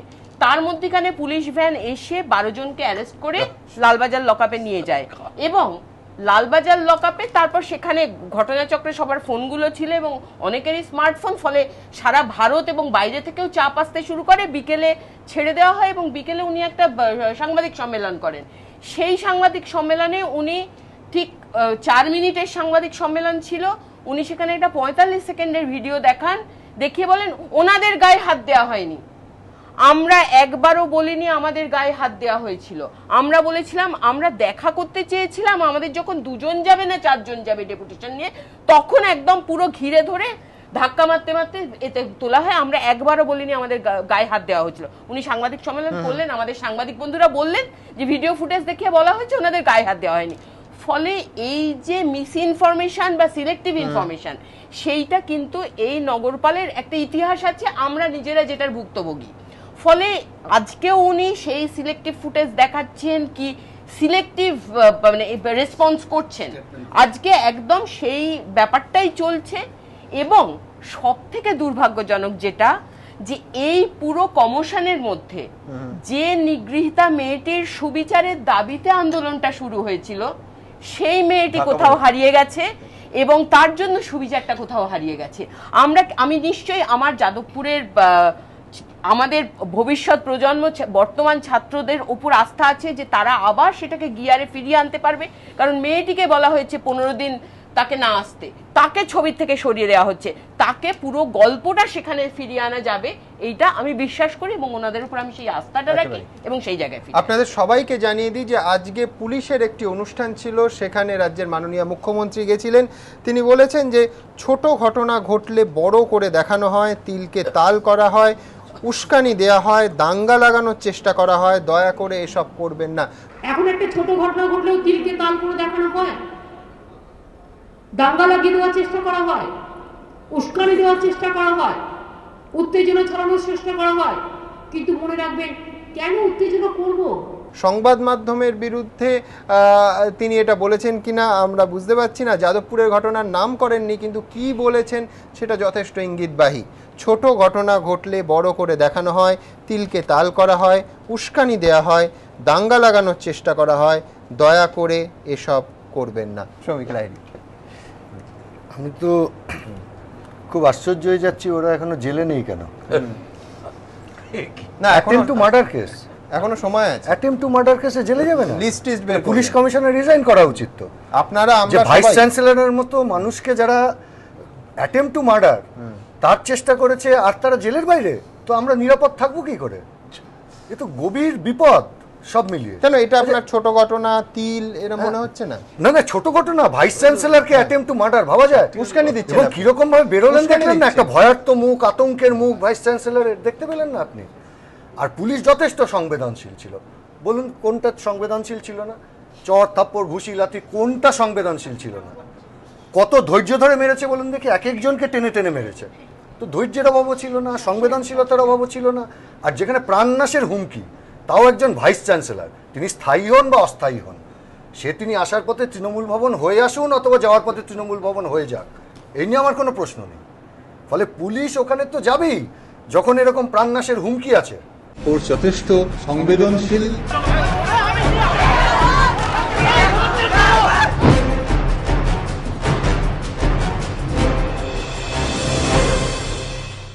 ওর যথেষ্ট সংবেদনশীল।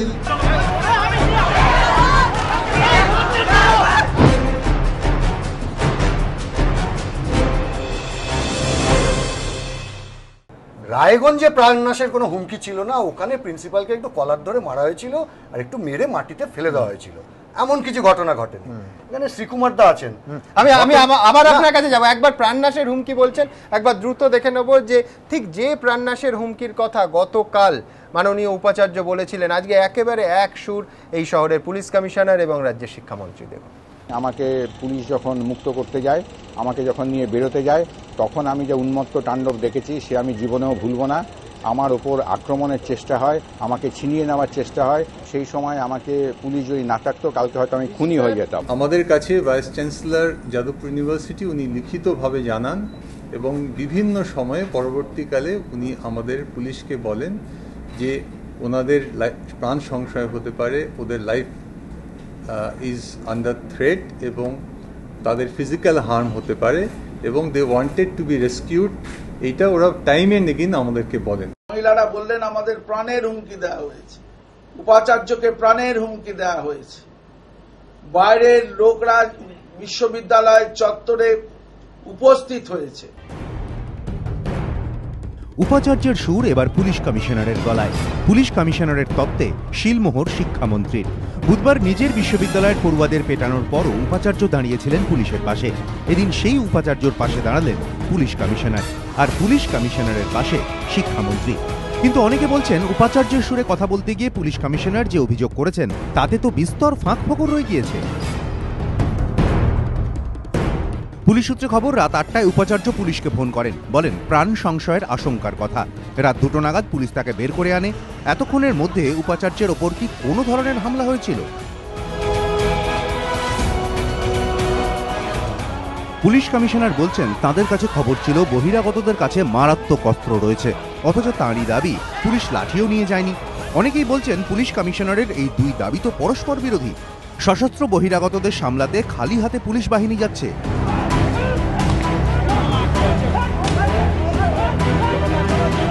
এরকম ঘটনা কি কেউ কখনো শুনেছেন? তাহলে কি প্রাণ সংশয়ের তত্ত্ব শুধুই নিজেদের আড়াল করতে? প্রশ্ন নানা মহলে। ময়ূখ ঠাকুর চক্রবর্তী, এবিপি আনন্দ, কলকাতা।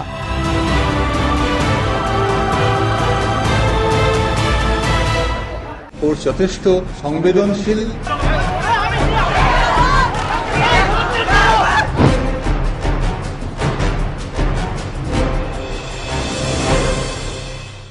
ওর যথেষ্ট সংবেদনশীল।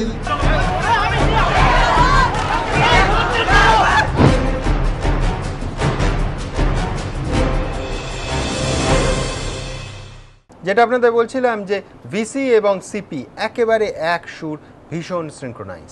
দেখুন, বুধবার পুলিশের পাশে দাঁড়িয়েছেন উপাচার্য, বৃহস্পতিবার উপাচার্যের পাশে দাঁড়ালেন পুলিশ কমিশনার। কিছুক্ষণের মধ্যেই আবার পুলিশ কমিশনারের বক্তব্যে শিলমোহর দিলেন খোদ শিক্ষামন্ত্রী। অনেকে বলছেন যাদবপুর কাণ্ডে বৃত্তটা সম্পূর্ণ হলো এভাবেই। আমার ওপর আক্রমণের চেষ্টা হয়, আমাকে ছিনিয়ে নেওয়ার চেষ্টা হয়, সেই সময় আমাকে পুলিশ যদি না থাকতো কালকে হয়তো আমি খুনি হয়ে যেতাম। আমাদের কাছে ভাইস চ্যান্সেলর যাদবপুর ইউনিভার্সিটি উনি লিখিতভাবে জানান যে ওনাদের প্রাণ সংশয় হতে পারে, তাদের ফিজিক্যাল হার্ম হতে পারে এবং they wanted to be rescued. এইটা ওরা টাইম এন্ড এগেইন আমাদেরকে বলেন। মহিলারা বললেন আমাদের প্রাণের হুমকি দেওয়া হয়েছে, উপাচার্যকে প্রাণের হুমকি দেওয়া হয়েছে, বাইরের লোকরা বিশ্ববিদ্যালয় চত্বরে উপস্থিত হয়েছে। ফোর্স, কমপ্লিটলি ফোর্সের কাউকে আমরা দেখতে পাইনি ভিডিও ফুটেজে ফোর্স যে কারোর উপরে কোনো কিছু অ্যাসল্ট করেছে বা ফোর্স লাঠিচার্জ করেছে বা কিছু, সেটা আমরা কিছুই দেখতে পাইনি। ঘটনা যা আমরা দেখেছি, সিডি যা আমরা পেয়েছি, পুলিশের সঙ্গেও আমরা যে রিপোর্ট দিয়েছি তাতে পুলিশ লাঠি চার্জ করেনি। শিক্ষামন্ত্রীর সঙ্গে পুলিশ কমিশনারের কথার মিল যেমন খুঁজে পাওয়া গিয়েছে, তেমনি উপাচার্যের সঙ্গেও কমিশনারের বক্তব্যের মিল খুঁজে পাওয়া গিয়েছে। আমি জানি না মেরেছে কিনা, আমি পুলিশকে মারতে দেখিনি, আমি দেখেছি ওরা পুলিশকে মেরেছে আমার সামনে। বেশ কিছু পুলিশ কর্মীও অ্যাসল্টেড হন এবং 11 জন পুলিশ কর্মী ইনজিওর্ড হন। শুধু পুলিশ কমিশনার নন, ট্রাফিক পুলিশের তরফেও এদিন ফেসবুকে দাবি করা হয়েছে পুলিশ কর্মীরা যখন উপাচার্যকে বার করে আনছেন তখন পড়ুয়ারা আচমকাই মারমুখী হয়ে তাদের আক্রমণ করে। উভয় পক্ষের ধস্তাধস্তিতে কয়েকজন আহত হন। ছাত্রছাত্রীরা অবশ্য এই দাবি খারিজ করে দিয়েছেন। দেখানো হয়েছে যে স্টুডেন্টদেরকে ধরে মাটিতে ফেলে টানতে টানতে নিয়ে যাওয়া হয়েছে, সেখানে তারপরে এসে তাদেরকে এরকমভাবে মারা হচ্ছে। সেটা কিভাবে not infringing the rights of the students হচ্ছে সেটা আমি বুঝছি না। আমাদের তো একটা দাবিও মানা হয়নি, তারপরে তো স্টুডেন্টসরা তাদেরকে কোনো ভায়োলেন্স দিয়ে আটকে রাখার চেষ্টা করেনি, বলেছিল শুয়ে পড়বে, মারিয়ে যাবে, যদি যেতে হয় ওদেরকে বেরোতে হয় আমাদেরকে মারিয়ে যাবে। তাতে তো কোনো ভায়োলেন্সের এখানে কথাই হচ্ছে না। শিক্ষা মহলে অনেকে অবশ্য বলছেন এটাই তো প্রত্যাশিত। উপাচার্য যেভাবে নিজের ছাত্রদের ছেড়ে পুলিশের পাশে দাঁড়িয়েছেন, তারপর পুলিশই বা তার বক্তব্য খণ্ডন করবে কিভাবে? আর পুলিশের কাজকে সরকার সমর্থন না করে পারে? অন্যদিকে যাদবপুর কাণ্ডের পর এদিন একটি জনস্বার্থ মামলা দায়ের হয়েছে কলকাতা হাইকোর্টে। মামলাটি করেছেন অধ্যাপক বিমল শঙ্কর নন্দ। তার আর্জি, যাদবপুর বিশ্ববিদ্যালয়ের বর্তমান পরিস্থিতির জেরে পড়াশোনা ব্যাহত হচ্ছে, পরিস্থিতি সামাল দিতে অবিলম্বে হস্তক্ষেপ করুক আদালত, যাতে স্থিতাবস্থা ফিরে আসে ক্যাম্পাসে, স্বাভাবিক হয় পঠন পাঠন। ময়ূর ঠাকুর চক্রবর্তী ও সৌভিক মজুমদার, এবিপি আনন্দ, কলকাতা। শ্রমিকদা, দুটো তো পক্ষ, এক পক্ষ হচ্ছে যারা মেরেছে পুলিশ, আরেক পক্ষ হচ্ছে এই ছেলে মেয়েরা। কি রিপোর্ট তৈরি হলো ওদের সঙ্গে কথা না বলে? রিপোর্ট তৈরি করার দরকার কি? তৃণমূল ভবনের রিপোর্ট তৈরি হয়ে গেছে তো, এ তো আগে থেকেই তৈরি হয়েছে। আপনি ভাবুন না, 5 ঘন্টা একটা জায়গায় অবস্থান ঘেরাও চলছে। এই যাদবপুর ইউনিভার্সিটি, আমি ওখানকার ছাত্র এবং ঘটনাচক্রে আমি ছাত্র আন্দোলন দীর্ঘদিন করেছি, আমাদের রাজ্যে করেছি, আমি বাইরের রাজ্যেও ছাত্র আন্দোলনের কর্মী হিসেবে কাজ করেছি দীর্ঘদিন। 5 ঘন্টা ঘেরাওতে উপাচার্যের প্রাণ সংশয় হলো, আর উনি পুলিশ ডেকে বললেন যে তুমি মারো, আর পুলিশ বলছে অ্যাসল্ট হয়নি। ওগুলো কি করছিল? আদর। এমন আদর করলো যে মুখ দিয়ে রক্ত বেরোতে শুরু করলো, এমন আদর করলো জামা কাপড় ছিঁড়ে গেল। এ কি ভয়ঙ্কর আদর! এ তো ঘটোৎকচের আদর, এ কেউ দেখেছে কোনোদিন? এবং এই গোটাটা হচ্ছে কার্যত এখন এই সরকার পাগল হয়ে গেছে, উন্মাদ। আমি গতকালই আপনাদের চ্যানেল থেকে যখন প্রশ্ন করেছিল তখন আমি বলেছিলাম যে রায়গঞ্জের অধ্যক্ষকে যখন মারছে তখন পুলিশ ডাকা হয় না। ইটাহারে এখানে শ্রীকুমারদা আছে, ওখানে যখন অধ্যক্ষকে টোকাটুকিতে বাধা দেওয়ার জন্য ধরে মারা হচ্ছে তখন তার বিরুদ্ধে মামলা হচ্ছে। ব্যক্তিগত প্রসঙ্গ অবতারণা করতে চাই না। শ্রীকুমারদার স্ত্রী অধ্যক্ষা, তিনি টুকলিতে বাধা দিলেন, তিনি হার এবং চুরি এবং ছিনতাই করেছেন। তিনি ছিনতাইয়ের অভিযোগে অধ্যক্ষকে বলল যে তিনি ছিনতাই করেছেন। ভাঙড় কলেজে জামিন নিতে হলো। ভাঙড় কলেজে অধ্যাপিকা মার গেলেন, সেখানে যেতে হলো না পুলিশকে। পুলিশকে কোথায় যেতে হলো? এই ভয়ঙ্কর আতঙ্কবাদী যারা এখানে কয়েকজন তোমরা নিয়ে এসছো এই স্টুডিওর মধ্যে, যারা কালাশনিকভ রাইফেলগুলো কোথায় রেখে এসছে আমি জানি না, স্টুডিওর ভেতরে না বাইরে, সেই সমস্ত ভয়ঙ্কর আতঙ্কবাদীদের ঠেকাবার জন্য কলকাতা পুলিশ কমিশনার তার আদরের ছেলেগুলোকে পাঠিয়েছিলেন। কার নির্দেশে? নির্দেশটা কার? এ পুলিশ কমিশনার বা উপাচার্য এত লম্বা হাত নেই। এখানে ওই যে সূর্যোদয় একটা কথা বলেন, এখানে তো পোস্ট একটা, বাকি সব ল্যাম্প পোস্ট। তো সেই পোস্টের অ্যাপ্রুভাল ছিল? তা নইলে পোস্ট কখনো বলে এই কথা যে তিল থেকে তাল হয়েছে, এতগুলো ছাত্রকে মাঝরাতে গিয়ে মারছে এবং বিনা কারণে, কোনো কারণ নেই। কত রাত ওখানে ভাইস চ্যান্সেলররা কাটিয়েছেন, অধ্যাপিকারা কাটিয়েছেন। আমি তো কালকে শুনেছি, আপনাদের ফুটেজ আছে, যে অধ্যাপিকা একজন বেরিয়ে আসছেন, বেরিয়ে এসে বলছেন যে আমার যেতে হবে, কালকে 11টায় ক্লাস। ওদেরই কোন একটা ছেলে মেয়ে, ওদের মধ্যে কোনো একটা মুখ, সে বললো হ্যাঁ যান আপনি, আবার কালকে আপনাকে ধরবো, হাসতে হাসতেই বলছিল। ফলে এ তো কতজন গেছে, বেরিয়েছে, ঢুকেছে, এটা যাদবপুরের ট্র্যাডিশন। এই ঘটনাতে আমরা বলছি একটা জায়গায় কিন্তু গর্বের জায়গা হচ্ছে। আমার বারবার মনে পড়ে যাচ্ছে যে লবণ সত্যাগ্রহের সেই যে আমরা দেখেছি বিখ্যাত সিনেমার থ্রু দিয়ে আমরা পড়েছি যে নিরস্ত্র ভারতীয়দের ওপর ব্রিটিশের পুলিশরা লাঠি মারছে। এই তো মুশকিল। না না না, সেই দিনকার ঘটনার পরে বিখ্যাত সেই আমেরিকান রিপোর্টারের কথা যে ভারত আজকে স্বাধীন, তখনও কিন্তু স্বাধীন হয়নি, বলেছিল আজকের এই ঘটনা প্রমাণ করলে ভারত স্বাধীন। আমি সেখান থেকে টেনে নিয়ে বলছি আজকে এরা প্রমাণ করে দিল যে এই রাজ্যে মমতা বন্দ্যোপাধ্যায়ের কোনো কন্ট্রোল নেই, কোনো শাসন নেই। সেদিক থেকে আমি বলবো পশ্চিমবঙ্গ মমতা দেবীর থেকে স্বাধীন আজকে। আমি দ্রুত একবার দেখে নেব যাদবপুর ক্যাম্পাসের ভেতরে ভিসি এবং প্রো ভিসি দুজনের কথা সুর কিন্তু আলাদা, কিছুটা স্বস্তির বোধ আমাদের সবার পক্ষে। ঘরের অন্দরেই কোণঠাসা যাদবপুর বিশ্ববিদ্যালয়ের উপাচার্য অভিজিৎ চক্রবর্তী। মধ্যরাতে ক্যাম্পাসে ছাত্রছাত্রীদের ওপর পুলিশের মার্শাল আর্ট প্রদর্শনের পরও অনুতাপের কোনো সুর শোনা যায়নি যাদবপুর বিশ্ববিদ্যালয়ের উপাচার্য অভিজিৎ চক্রবর্তীর গলায়। উল্টে বুধবার পুলিশের পাশেই দাঁড়িয়েছেন তিনি, কিন্তু সম্পূর্ণ উল্টো সুরে। যাদবপুরের সহ উপাচার্যের পরিষ্কার কথা, আলাপ আলোচনার মাধ্যমেই সমস্যার সমাধান সম্ভব। ছাত্রদের সাথে আলাপ আলোচনার মাধ্যমেই সমস্যার সমাধান করা যায় বলে আমার বিশ্বাস। আমি জানি না মেরেছে কিনা, আমি পুলিশকে মারতে দেখিনি, আমি দেখেছি ওরা পুলিশকে মেরেছে আমার সামনে, আমাকে যখন বার করে নিয়ে যাচ্ছে। তারপরে ঘটনা আমি জানি না। আমি বেরোবার সময় দেখলাম দুজনের গায়ে লাঠি পড়লো, আমার যে সিকিউরিটি ছিলেন তাকেও ওরা মারে।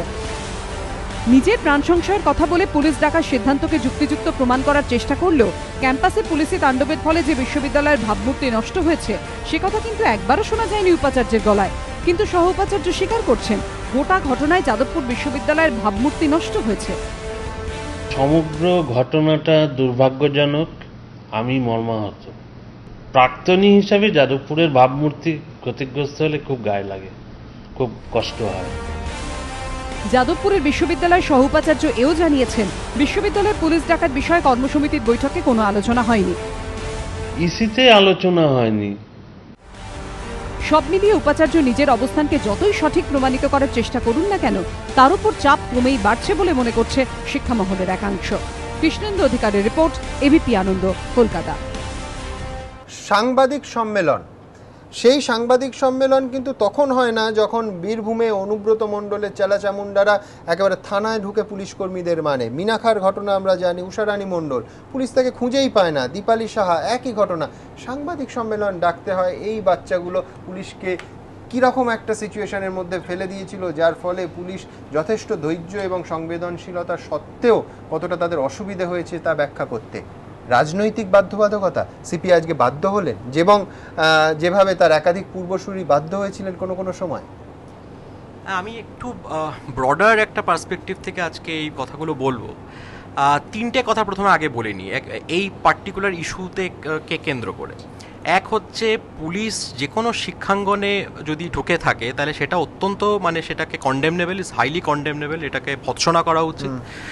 দ্বিতীয়ত এই যে ঘটনাটা কেন ঘটলো এবং ঘেরাওটাও কেন হয়েছিল, ওখানে ছাত্র আন্দোলনও কেন হচ্ছিল, সেটা শাশ্বতী বলার সময়ও বলছিলেন যে ছাত্রীর ওপর নিগ্রহ হয়েছিল, যে ছাত্রীর ওপর যে অত্যাচারটা হয়েছিল হোস্টেলে, তার আজকে কি হবে, সে তার প্রতি সংবেদনশীলতা কোথায় গেল। কিন্তু সংবেদনশীলতাও যদি আমি না দেখাই, আমি খুব একদম জেন্ডারের একটা জায়গা থেকে বলছি, অন্তত আইনটা তো বলবৎ হওয়া উচিত। পুলিশ তো পুলিশের মতো করে কাজ করার তার একটা দরকার, সেই দায়িত্ব সে তো পালন করছে না।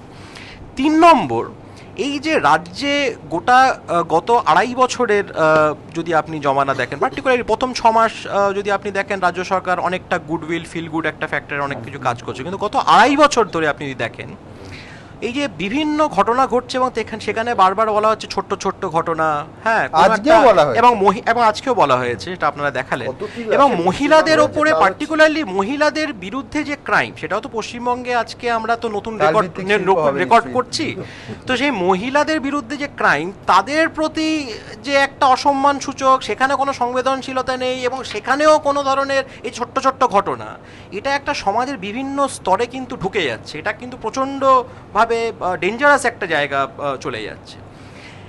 এবার আরেকটা আমি জিনিস বলবো, সেটা হলো যে ধরুন এই যে ছোট্ট ছোট্ট ঘটনার কথা সবাই বলছে, এখন আপনি ন্যায়সঙ্গত দাবি কেউ করছে কি অন্যায় দাবি করছে, সেটা তো আলাপ আলোচনা মিলিয়েই তো নেওয়া যায়। এটাই তো গণতন্ত্রের মূল জায়গা। গণতন্ত্র থাকবে, সেখানে বিরোধিতা থাকবে, এবং সেখানে সেটা হচ্ছে না, কোনো আলাপ আলোচনার কোনো জায়গা হচ্ছে না।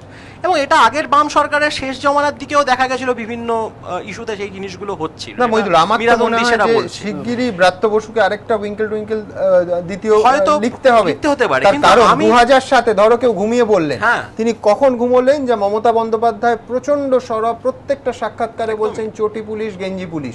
হঠাৎ তার ঘুম ভেঙে গেল, কোনো এক জাদু মঞ্চে তিনি ঘুমিয়ে পড়েছিলেন 2014 সালে। তিনি দেখছেন ওমা মমতা বন্দ্যোপাধ্যায়ের সরকার এখন, তাহলে কি পরিবর্তনটা হয়নি, নাকি পরিবর্তনটা হয়েছে, অসুখটা একই রয়ে গেছে? এটাই তো সব থেকে দুর্ভাগ্যজনক ব্যাপার। মানে এই রাজ্যের যে একটা মানে খারাপ জিনিসগুলো যেগুলো ছিল, সেইটাই কোথাও না কোথাও ক্রমে তার লিগ্যাসিটা হচ্ছে কন্টিনিউ করছে।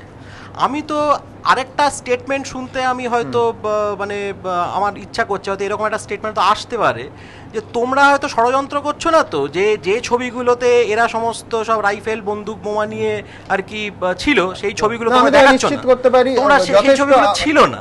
শাসক বাহিনী, পুলিশ বাহিনী ষড়যন্ত্র হয়তো অভিযোগ আসবে না, আসলে একেবারে সরাসরি মামলাই আসবে। আচ্ছা, অনেকক্ষণ ধরে হাত তুলে আছে। সুমন, এক মিনিট ব্যাপারটা যে পয়েন্টটা কি নিয়ে ডিসপিউটটা ছিল যে একটা সব জায়গায় সেক্সুয়াল হ্যারাসমেন্ট হলে একটা কমিটি হয়, তো কমিটির সদস্য কারা হবে সেই নিয়ে ডিসপিউট, তাই তো? তোমরা তো জানো। এবং সেখানে দুজনের ব্যাপারে আপত্তি ছিল, যারা থাকতেই পারে আপত্তি, যারা আক্রান্ত তাদের আপত্তি থাকতেই পারে যে এই লোকটা বায়াসড, এই লোকটা থাকবে না। ওরা দুজনের নামে প্রবাবলি বলেছিল, একজন মন্ত্রীর মেয়ে, সে ওখানে রিসার্চ স্কলার নাকি, সে ওখানে বসে আছে। আমি যদি দেখি যে ভাইস চ্যান্সেলরের দ্বারা মনোনীত, বিশাখা কমিটিরা যেখানেও যে আক্রান্ত, সে কখনো সবসময় বলতে পারে যে এই লোকটি থাকলে আমি বিচার পাবো না। এটা হাইকোর্টের ক্ষেত্রেও সত্য। যে মুহূর্তে মনে হবে যে বিচারপতিকে বলা হচ্ছে বায়াস, ইটস বেটার ফর যে সরে যাবে। ভাইস চ্যান্সেলর কি বলে, না, once the committee has been declared আমি স্ট্যাটিউটারিলি পেছোতে পারি না। এখানে আরেকটা মিথ্যা কথা, কারণ যার পাওয়ার অফ অ্যাপয়েন্টমেন্ট আছে, has power also two withdraw. এইটা আচ্ছা, আমি কয়েকটা কথা বলতে চাই। ভিসিকে অ্যাকচুয়ালি যখন ফেতসু একটা জিবি করে ডিসাইড করে একটা ডেপুটেশন দেবে, ওরা আমাদের মুভমেন্ট জয়েন করে এবং ওরা ডিসাইড করে যে একটা ইম্পার্শিয়াল ইনভেস্টিগেশন হওয়া দরকার এবং ভিসিকে একটা ডেপুটেশন দিতে ওরা যায়। তখন ফেতসুর যে 4 জন অফিস বেয়ারের ওনার কাছে ডেপুটেশন দিতে গেছিলো, তখন ভিসি তাদের বলে যে আমি এই 10 জনের, তোমাদের মধ্যে 10 জনের অ্যারেস্ট কিন্তু দেখে নিলাম, তোমরা এবার ডিসিপ্লিনের ব্যাপারটা একটু বাইরে দেখো। বেসিক্যালি একটা ডিভাইড অ্যান্ড রুল পলিসি চালানোর চেষ্টা করে, যদিও ফেতসুর আমাদের বন্ধুরা তারা। আমি সমীর চট্টোপাধ্যায়ের কাছে একবার আসবো। সমীর বাবু, আপনি এই যাদবপুর বিশ্ববিদ্যালয়ে পড়ান, যে সম্পর্ক এই মুহূর্তে উপাচার্যের সঙ্গে আপামর ছাত্রছাত্রী কতটা কাঙ্ক্ষিত? মানে শিক্ষকদের একাংশ, শিক্ষাকর্মীদের একাংশ, এতগুলো ছাত্রছাত্রী পদত্যাগ দাবি করছেন। এরপরে এই যে যিনি মামলাটা করেছেন, আমাদের স্টুডিওতে প্রায়ই আসেন, বিমল নন্দ, তো উনি বলছেন পঠন পাঠন বিঘ্নিত হচ্ছে। পঠন পাঠন স্বাভাবিক হবে কবে সম্ভব এই উপাচার্য থাকাকালীন? মানে আমি সবাই তো মোটামুটি যা ঘটনা, সেই ঘটনার যা বিবৃতি দিয়েছে নিয়ে আমি কথা বলবো না। আমাকে একটু সময় দিতে পারলে আমি কিছুটা অন্তত, আমি এদের সাথে যেহেতু এখানে পড়াই, আমি জানি, যেটা আপনারা অনেকেই, আমি ঘটনা নিয়েই বলবো। আমাদের প্রত্যেকেই যারা আছে এরা আমাদের একবারে মানে ছাত্রী, মানে পুত্র সম, এই বিষয়ে কোনো সমস্যা নেই। শিক্ষক এইভাবে বাহিনীর হাতে মার খাচ্ছে আপনার ছাত্রছাত্রীরা? না না, আমি তো সেটা বলবোই। আমি এদেরকে একটাই শুধু বলবো, দেখো যে ঘটনা নিয়ে তোমাদের মূল আন্দোলনটা, সেই আন্দোলনটার জন্য তোমরা গত 7 দিন ধরে অরবিন্দ ভবনের সামনে তোমরা অবস্থান করেছো আমি প্রতি একবার মুহূর্তে। আমি interrupt ম্যাডাম করছি। একটু ম্যাডাম একটা just একটু বাক্য, ম্যাডাম একটা আমি বাক্য, বলি। সেটা আমার খুব ভাল লাগছে শুনে আপনি যাদবপুর বিশ্ববিদ্যালয়ের একজন অধ্যাপক হয়ে ছাত্রদের পাশে বসে বলছেন ওরা আমাদের পুত্রসম, এবং আপনার ওদের এই কথাটা বলতে কোনো ডিগনিটিতে বাজছে না। যাদবপুরের প্রাক্তনী হিসেবে এটা আমার অত্যন্ত ভালো লাগছে। আমি সেই কথাটা না না না আপনার এটাও এবার খারাপ। আমি একটু যদি বলেন যে আপনার কোনো প্রাণ সংশয়ের ভয় নেই। না, প্রাণ সংশয়ের ঘটনাটা দেখুন, শাশ্বতীদি যে ঘটনাটা একটু আগে বললেন, ভিসির চামড়া গুটিয়ে দাও, ভিসিকে আমরা কবর চাই, এই স্লোগানগুলো এদের দিক থেকে উঠেছে। এটা গত 50 বছর ধরে হয়েছে। এবার ওই যে প্রাণ সংশয় ভাইস চ্যান্সেলর বলছেন, এটাতে মনে হয়েছে যে এইগুলো থেকে ক্রমশ 7 দিনের দিন, মানে 16 তারিখে ইসিটা ছিল, ইসিতে একটা ডিসিশন নেওয়ার একটা প্রোগ্রাম হয় এবং ডিসিপ্লিনারি কমিটি হয়, এবং যে নিয়ে তদন্ত আইসিসি কমিটি গঠন হয়েছিল, সেখানে পরিষ্কার তদন্ত কমিটি, এটা ইউনিভার্সিটি। আপনি কি ইসি মেম্বার? না, আমি ইসি মেম্বার নই। হ্যাঁ, কিন্তু যে ঘটনাটা ঘটেছিল, যাদবপুর বিশ্ববিদ্যালয়ের শিক্ষক শিক্ষিকারা মিলেই এই তদন্ত কমিটিটার দায়িত্বে ছিলেন, এবং এটাই যাদবপুরের নিয়ম যে সংগঠন, শিক্ষক সংগঠনগুলো আছে, জুটা বলুন, আবুটা বলুন, এরাও জানে যে দুম করে বাইরে থেকে কাউকে আনা যাবে না। সেই জন্যই ভাইস চ্যান্সেলর এই তদন্ত কমিটিটা তৈরি করেছিলেন। এবার তদন্ত কমিটির কিছু ডিসপুট থাকতে পারে, ওদের সেটা মনে হয়েছে, এটা মানে ওরা বলতেই পারে, এটা নিয়ে কোনো সমস্যা নেই।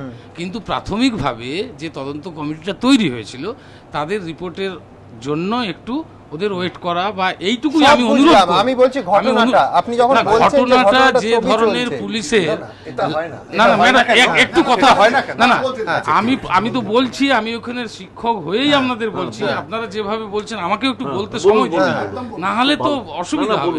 জয়প্রকাশ দা, হ্যাঁ, অরুণাভদার একটা কথাতে আমি খুব দুঃখ পেয়েছি এই কারণেই যে ভাইস চ্যান্সেলর অশিক্ষিত।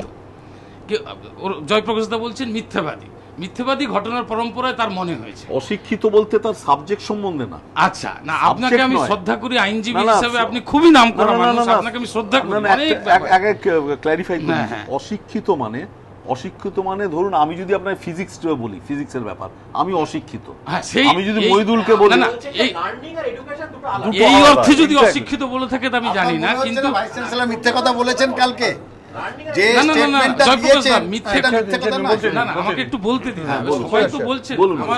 দেখুন, এদের কষ্টটাও আমি বুঝেছি, কিভাবে এরা মানে সংঘর্ষের মধ্যে, সংঘর্ষই ঠেলা ঠেলির মধ্যে এরা একটা কাটিয়েছে।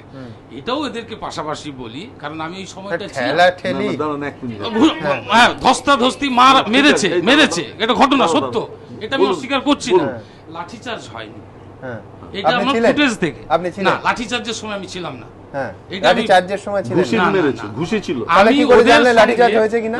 শুনুন, একটু শুনতে হবে সুমন বাবু, একটু শুনুন। একটা নেগোসিয়েশনের প্রশ্নে আমরা ওদের সাথে কথা বলতে গিয়েছিলাম, যে ভাইস চ্যান্সেলরের সাথে এদের প্রবলেম নিয়ে একটা ভাইস চ্যান্সেলরের সঙ্গে নেগোসিয়েশনে আসা যায় কিনা, যে ওরা একটা দাবি করছে যে ওরা আপনার সাথে কথা বললে ওদের সমস্যাটা মিটবে, এবং উনি রাজিও হয়েছিলেন যে আমি ঠিক আছে, আমি কথা বলতে রাজি। আমি কিন্তু সেইটার মধ্যে ছিলাম, নিজে ছিলাম সেখানে।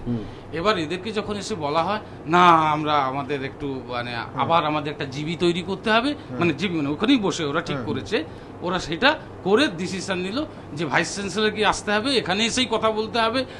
ওদের তখন ওই একটাই ইস্যু আমাকে যেটা ওরা বলেছে, ওরা ছিল আমি জানি, যে পুলিশকে কেন আনা হয়েছে তার জন্য নিঃশর্ত ক্ষমা চাইতে হবে। পুলিশ কেন এসছে? পুলিশ এসছে দীর্ঘক্ষণ যখন ইসি চলছে বা ওদের অবরোধ চলছে, আমি মানে কন্ট্রোলার অফিসে একটা এক্সামের কাজ করে ফিরছিলাম, আমাকেও বেরোতে দেয়নি। হ্যাঁ, আমি তখন ওদেরকে বললাম, বাবা আমি ইসির মেম্বার নয়, ওদের পার্টিকুলার দাবি ছিল যে ইসির মেম্বার হলে আমরা ছাড়বো না। আমি তখন ওদেরকে বোঝাই, আমরাও আরও 2-3 জন শিক্ষক থাকি, আমাদেরকে ওরা ছেড়ে দেয়, আমরা এসে ওদের তখন সমস্যাগুলো বোঝার চেষ্টা করি, যে আলাপ আলোচনার মাধ্যমে কি করে সমাধানটা করা যায়। কোনোভাবেই লাঠিচার্জ বা পুলিশের এই ভূমিকা কিন্তু যেটা ঘটেছে, দেখুন এরা মার খেয়েছে, মানে আমি বলছি যাদেরকে যাচ্ছে তো আমার নিজের কষ্ট হচ্ছে, এ নিয়ে কোনো সন্দেহ নেই, কিন্তু ঘটনাটার পিছনে আরেকটা ঘটনা, যে একটা আলাপ আলোচনার চেষ্টা করা হয়। ছোট প্রশ্ন, আমি যদি মনে করি আপনি যে আমি আপনার বিচার করছি, আপনি মনে করলেন অরুণাভ ঘোষ বায়াস, এর চেয়ে আর কি হতে পারে? তো ভিসি বলবে যে ঠিক আছে আরেকজন আসবে না, আমি একবার আপনি এই অবধি বললেন, আমি সর্বদলীয় ভাবে ডাকা হয়েছিল। সমীর বাবু যা বলছেন সেটা ঠিক বলছেন, তোমরা সবাইকে কর্মচারী সবাইকে তোমাদেরকে খুব সংক্ষেপে সর্বদলীয় ভাবে খুব সংক্ষেপে। স্যার আমরা একটু বলি, আমি বলছি আমি বলি না একটা কথা একটু বলে নি, যেটা হচ্ছে আপনি যেটা বলছিলেন যে পুলিশ আসা নিয়ে, তো আমরা ঘেরাও করছি, মানে ঘেরাও তো সেদিন সন্ধ্যে 8টা থেকে হয়, তো পুলিশটা 7টা থেকে পুলিশ ক্যাম্পাসে 6টা থেকে ঢুকে যায়। আমার এক নম্বর প্রশ্ন, পুলিশ কি দরকার ছিল সন্ধ্যে 6টা থেকে? 2 নম্বর, আপনার সংশয় নিয়ে আমি যে কথাটা বলি, বিশাখা গাইডলাইন্স মেনে কমিটিটি তৈরি হয়, এবং বিশাখা গাইডলাইন্স যদি স্যার আপনি পড়ে থাকেন এবং যদি ভিসিও পড়ে থাকেন, সেখানে পরিষ্কারভাবে লেখা আছে যদি এমন কোনো কর্মী বিশাখা গাইডলাইন্স মেনে যে রুল আছে সেই রুল যদি ভায়োলেট করা হয়, যেখানে ভিকটিম ব্লেমিং করা হয়, ভিকটিম ব্লেমিং অর্থে কি, সেই মেয়েটির বাড়িতে গিয়ে এমন প্রশ্ন করা হয় তুমি কি জামা কাপড় পরেছিলে, তুমি কি মদ খেয়েছিলে, এবং আমরা যখন এই প্রশ্নটা ভিসিকে করি, ভিসি কমপ্লিটলি বলে ওটা একটা আনঅফিসিয়াল মিট ছিল, এবং আরেকটা রুল ভায়োলেট করা হয় যে যদি আমার ভিকটিমের বাড়িতে যাওয়ার হয় প্রায়র নোটিশ দিতে হয়, সেকেন্ডলি অফিসিয়াল আইডেন্টিটি দেওয়া হয়, সেখানে কোনো অফিসিয়াল আইডেন্টিটি প্রায়র নোটিশ দেয়নি। ফাইন, সমীর বাবু। হ্যাঁ, আমার একটা কথা আছে, উনি বলছেন যে তোমরা অনড় ছিলে। হ্যাঁ স্যার, আমাদের মাননীয় শিক্ষক, তাও আমি একটা জিনিস বলতে চাইছি, স্যার বলছেন যে লাঠিচার্জ হয়নি। আচ্ছা, যখন যুদ্ধ হয়, না লাঠিচার্জ হয়নি বলতে এই অর্থে আমি ফুটেজ দেখে লাঠিচার্জ হয়নি।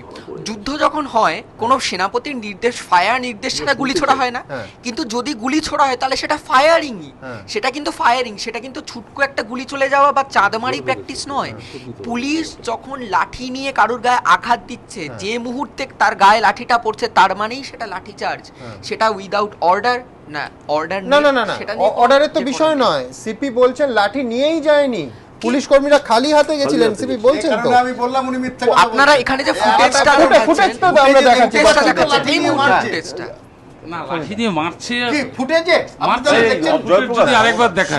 শুধু এই টেলিভিশন না, 1 মিনিট আমি বলি। বিশাখার ওই মেয়েটি উত্তর দিক না। আচ্ছা, খুব ইন্টারেস্টিংলি বলা হলো যে কালকে মানে আগের দিনের ঘটনায় ঘেরাও করার কিছুক্ষণ পরে পুলিশকে আনা হয়েছিল, ভিসির অথরাইজ করার পর।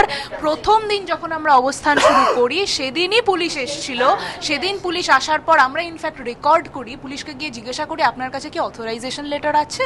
পুলিশ উনি বলেন যে না আমার কাছে অথরাইজেশন আছে, তবে সেটা থানাতে গিয়ে দেখতে হবে। তখন আমাদেরই একজন স্টুডেন্ট বলে যে আমরা যদি বাইরে গাড়ি চালাই উইদাউট লাইসেন্স, তাহলে কি আপনি যদি জিজ্ঞাসা করেন লাইসেন্সটা কোথায় বাবু বলো, তখন কি আমরা বলবো যে আপনি আমার সাথে বাড়িতে আসুন, আমরা লাইসেন্স দেখিয়ে দেবো? এটা নিয়ে কথা অনেকক্ষণ ধরে হয়। এবং সেদিন কিন্তু শান্তিপূর্ণ অবস্থান হচ্ছিল, যে কোনো লোক ঢুকতে পারতো, বেরোতে পারতো। না আমি এবার বলি, 2005 সালেও একটা ঘটনাতে যাদবপুরের বুকেও পুলিশ ঢুকেছিল, 2010 সালে গান্ধী ভবন উদ্বোধনেও বিশাল পুলিশ বাহিনী ঢুকেছিল এবং ছাত্রছাত্রীরা সেটা প্রতিবাদ করেছিল।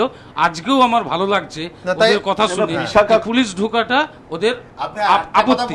মনে করে দিই, আজকে একটা কথা মনে করে দিই ওনাকে, দুটো ঘটনা। যাদবপুরের ঐতিহ্য, আপনি যাদবপুরের মাস্টারমশাই, যাদবপুরে আমরাও পড়েছি, এরাও পড়ছে, সবাই সেন্টিমেন্ট। ঘটনা হচ্ছে গোপাল সেনকে বারবার বলা হয়েছিল প্রাণের হুমকি বলা হচ্ছে, গোপাল সেনকে বারবার বলে হয়েছিল নকশাল আমল চলছে, আপনার প্রাণের হুমকি আছে, বলেছে মারলে ছেলেরা মারবে, আমি তার জন্য প্রস্তুত আছি। এবং গোপাল সেন ওখানেই মৃত্যু হয় ক্যাম্পাসের মধ্যে। এটা হচ্ছে উনি শিক্ষক। জয়প্রকাশ দা, ভিসি যদি মনে করেন যে 70-এর দশক আর 2014 এক হয়ে গেছে, আপনার আপত্তি আছে? না, আপত্তি নেই। আবার একটা ঘটনা বলছি, আমরাও ঘেরাও করেছি, যে গতকালই বলছিলাম এন বোসকে রাত 10:30টার সময় সত্যেনদাকে ডেকে বলছেন যে বাচ্চারা খায়নি, ওদের জন্য ভাত, আর এখানে ইনি বলছেন পুলিশ ডেকে ওরা ভাত খাইয়েছিল, এদের লাঠি খাওয়াচ্ছে। আমার সময় শেষ হয়ে গেছে, সিকুমারদার এখনো বলা হয়নি, কিন্তু তার আগে আপনাদের দেখাবো যে কলকাতার নগরপালরা ক্যামেরার সামনে সাংবাদিকদের ডেকে মুখ খুলছেন। এই ঘটনা কিন্তু কলকাতা শহরে নতুন নয়। রিজওয়ানুরের ঘটনা মনে করুন, প্রসূন মুখোপাধ্যায় মুখ খুলেছিলেন, তার উত্তরসূরি শ্রী রঞ্জিত পচনন্দা তিনি মুখ খুলেছিলেন। সুরজিৎ কর পুরকায়স্থ আদ্যন্ত ভদ্রলোক, মিষ্টভাষী, আজ তাকে মুখ খুলতে হলো। রাজনৈতিক বাধ্যবাধকতা দেখুন। যাদবপুরে পুলিশি তাণ্ডব নিয়ে সমালোচনার ঝড়ের মধ্যেই পুলিশ কমিশনারের বিতর্কিত মন্তব্য। ওয়াকিবহাল মহলের একাংশের বক্তব্য, অতীতেও পুলিশ কমিশনারদের এরকম বিতর্কিত মন্তব্যে সমালোচনার ঝড় উঠেছে। প্রসঙ্গ রিজওয়ানুর কাণ্ড। পুলিশ ছাড়া কে করবে? পিডব্লিউডি করবে না। একটা মেয়ের পিচিং কেস, এটা কোনো কথাই হলো না। প্রসঙ্গ পার্ক স্ট্রিট ধর্ষণ কাণ্ড। It is incorrect to say by certain attempt by certain quarters to spread misinformation and criticize the police and the government that there was police inaction. আর এবার যাদবপুর কাণ্ড নিয়ে সেই সাংবাদিক বৈঠক করেই বিতর্ক তৈরি করলেন বর্তমান পুলিশ কমিশনার সুরজিৎ কর্পূরকায়স্থ। এবিপি আনন্দ। সেকুমারদা, এক নম্বর হচ্ছে যে আমি গেছিলাম হসপিটালে, যারা ভর্তি আছে, যারা লাঠিচার্জ করেনি বলছেন, আমি আপনাকেই বলছি বিশেষ করে, কারণ আপনি ওখানকার অধ্যাপক। আমার খুব খারাপ লাগছে যে, এবং যেটা এখন খুব কমন কথা এই যাদবপুরের ভাইস চ্যান্সেলর সম্পর্কে, যে ভাইস চ্যান্সেলর মানে উপাচার্য, নতুন শব্দ একটা তৈরি হয়েছে যেটা আছে, তার হচ্ছে ভাইস মানে পাপ, পাপাচার্য লোকে বলছে। এই কথাটা ভেবে নিন, কিন্তু এর থেকে কষ্টের কিছু হয় না। যিনি ভাইস চ্যান্সেলর রয়েছেন ব্যক্তিগতভাবে আমি তাকে চিনি, যিনি উপাচার্য তার ভাইস যিনি, তাকেও আমি চিনি ব্যক্তিগতভাবে। এখন ভারতবর্ষ নয়, পৃথিবীর বহু ভাইস চ্যান্সেলর আমার সঙ্গে পড়তো। কাজেই আমি বলছি যে এক্ষুনি ওনার যেটা করা উচিত, যখন ওই চেয়ারটাতে আবার যাবেন বসবার জন্য এই বাচ্চা ছেলেগুলোর পাশ দিয়ে, তখন ওনার মনে হওয়া উচিত যে উনি কত বড় অন্যায় করছেন, কত বড় খারাপ কাজটা করছেন। কারণ টোটাল এডুকেশন সিস্টেম দেখছে যে এরকম একটা মিথ্যা কথা বলে ওই চেয়ারে বসা যায়, ওনার বিবেকে লাগা উচিত। এটা হচ্ছে আমার একদম ব্যক্তিগতভাবে আমার মনে হচ্ছে। ওর যথেষ্ট সংবেদনশীল,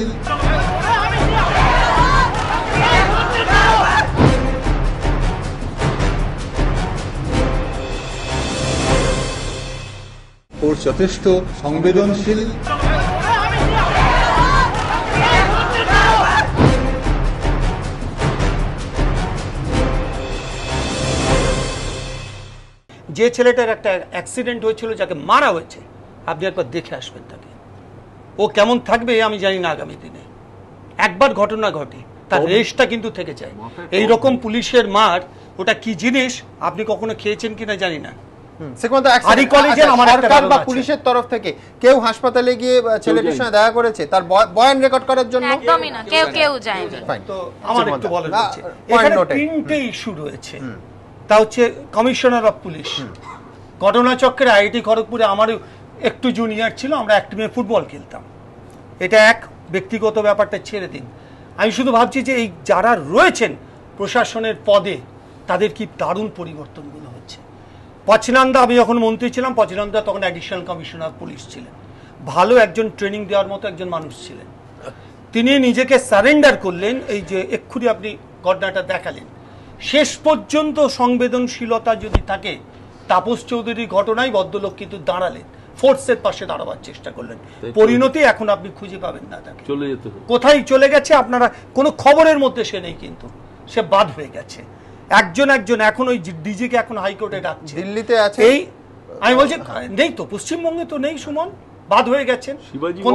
কেন্দ্রীয় সরকারি অত্যন্ত উচ্চ পদে কিছু এখন বিএসএফ এ আছেন, খুব ভালো। আর আরেকটা পশ্চিমবঙ্গ ছেড়ে বেঁচে গেছেন, খবরে নেই মানে এই খবরগুলো ওনাকে আর থাকতে হলো না। এটা ওনার পক্ষে লাভ, অনেক মানুষের জন্য ভালো, কারণ ভালো ফোর্স তৈরি করেন উনি। এটা এক নম্বর গেছে। এরকম পরপর এই নপরাজিৎ মুখোপাধ্যায় এরপরে যাবেন ওই হাইকোর্টে ডেকে পাঠাবে, বর্তমান ডিজি হাইকোর্ট ডেকে পাঠাচ্ছে। এই পরিণতি সুরজিতের আগামী দিন হতে যাচ্ছে। আমার একটা মনে পড়ছে, মমতা রাইটার্স বিল্ডিং থেকে তুলে ফেলে দিয়েছিল সেদিন, সেই মমতা ভুলে গেছে সেই কথাগুলো। আমার প্রশ্ন হচ্ছে যে এদের অস্ত্র আইন, এদের আইডেন্টিফিকেশন তো এরকম হবে শিলাদিত্যর মতো, আইডেন্টিফিকেশন হবে তো ওই অম্বিকেশ মহাপাত্রের মতো নকশাল হয়ে যাবে। আইডেন্টিফিকেশনে কিরকম জায়গা দাঁড়ায় এটা খুব ব্যক্তিগত, কিন্তু তোমাদের জানা ভালো। তা হচ্ছে কাউকে আমি মেরেছি এরকম অভিযোগ আজ পর্যন্ত কখনো দাঁড়ায়নি।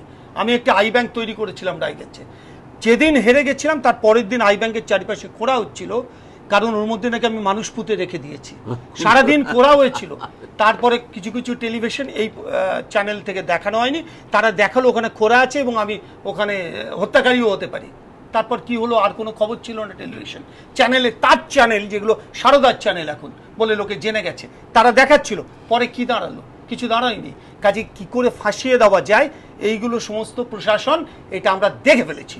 এটা আর কলেজ বলছি না, এটা ব্যক্তিগত নয়, আমি বলছি ডক্টর সেজুতি দে। আমার তো নিজের কষ্ট, ওই কলেজটা ঘাস থেকে একটা আস্তে আস্তে করে কলেজটা তৈরি করেছিলাম। কি হল? ডক্টর সেজুতি রায় দে, সে ওই কলেজের কেমিস্ট্রির অধ্যাপিকা। এখন তাকে 15 দিন অন্তর অন্তর তাকে শ্লীলতাহানি করেছে একটি মেয়ের কলেজ পরীক্ষা চলাকালীন। তার কি টুক ছিল তাকে, তাকে গৌতম পাল তৃণমূল কংগ্রেসের ওখানকার জেলা পরিষদের ইলেক্টেড মেম্বার স্ত্রী, তার এখন 15 দিন অন্তর অন্তর তাকে যেতে হয়। ছেড়ে দিন প্রিন্সিপালের কথা, অধ্যাপক কোর্টে যেতে হয়, অধ্যাপক সুদেব তাকে যেতে হয়, Jafar Sadek non teaching staff তাকে যেতে হয়, কারণ তারা সবাই ওখানে দাঁড়িয়ে আছে। একজন নাকি কোমর জড়িয়ে ধরেছিল, আরেকজন নাকি শাড়ি খুলে নিয়েছিল। এটা পরীক্ষা চলাকালীন 100 জন ছেলের উপস্থিতিতে। কেউ বিশ্বাস করবে?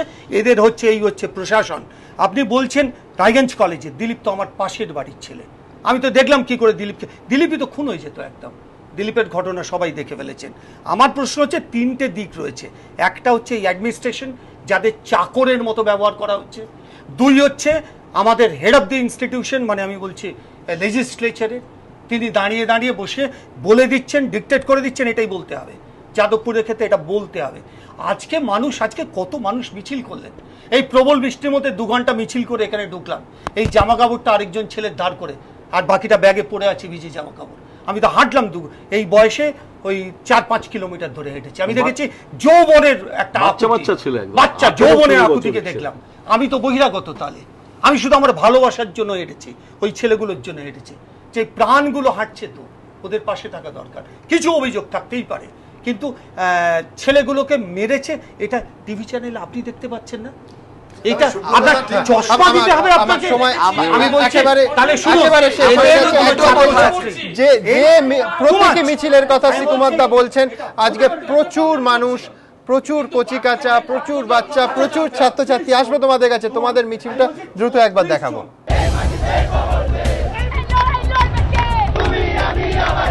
শিক্ষাঙ্গনে পুলিশের হাতে আক্রান্ত ছাত্রছাত্রীরা, প্রতিবাদে পথে নামলেন পড়ুয়ারা।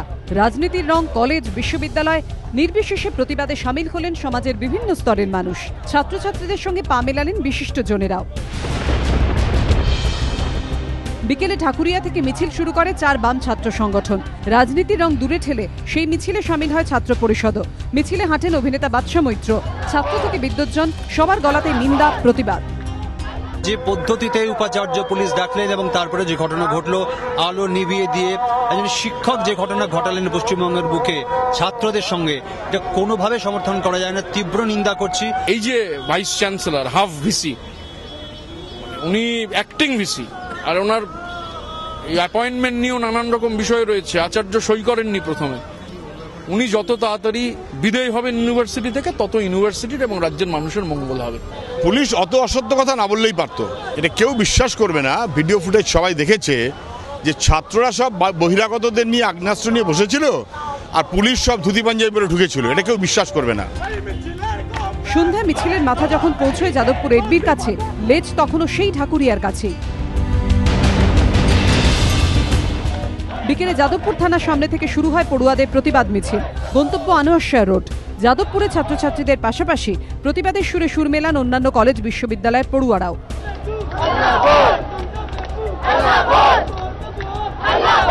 আনোয়ার রোড হয়ে মিছিল ফিরে আসে যাদবপুর বিশ্ববিদ্যালয়।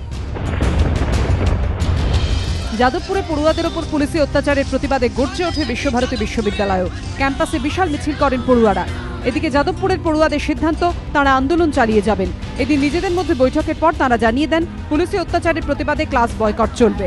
নিমাই পান্ডা, হিন্দোল দে ও গোপাল চট্টোপাধ্যায় রিপোর্ট, এবিপি আনন্দ।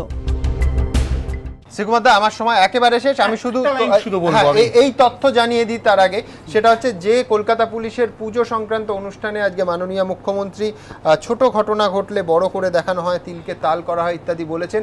সেখানেই তিনি বলেছেন যে অনেক পুজোর উদ্বোধন করা হয়, সবগুলো তার পক্ষে নিজে উদ্বোধন করা সম্ভব নয়। তিনি যেগুলো পারবেন না, কলকাতার মাননীয় নগরপাল সেগুলো করবেন।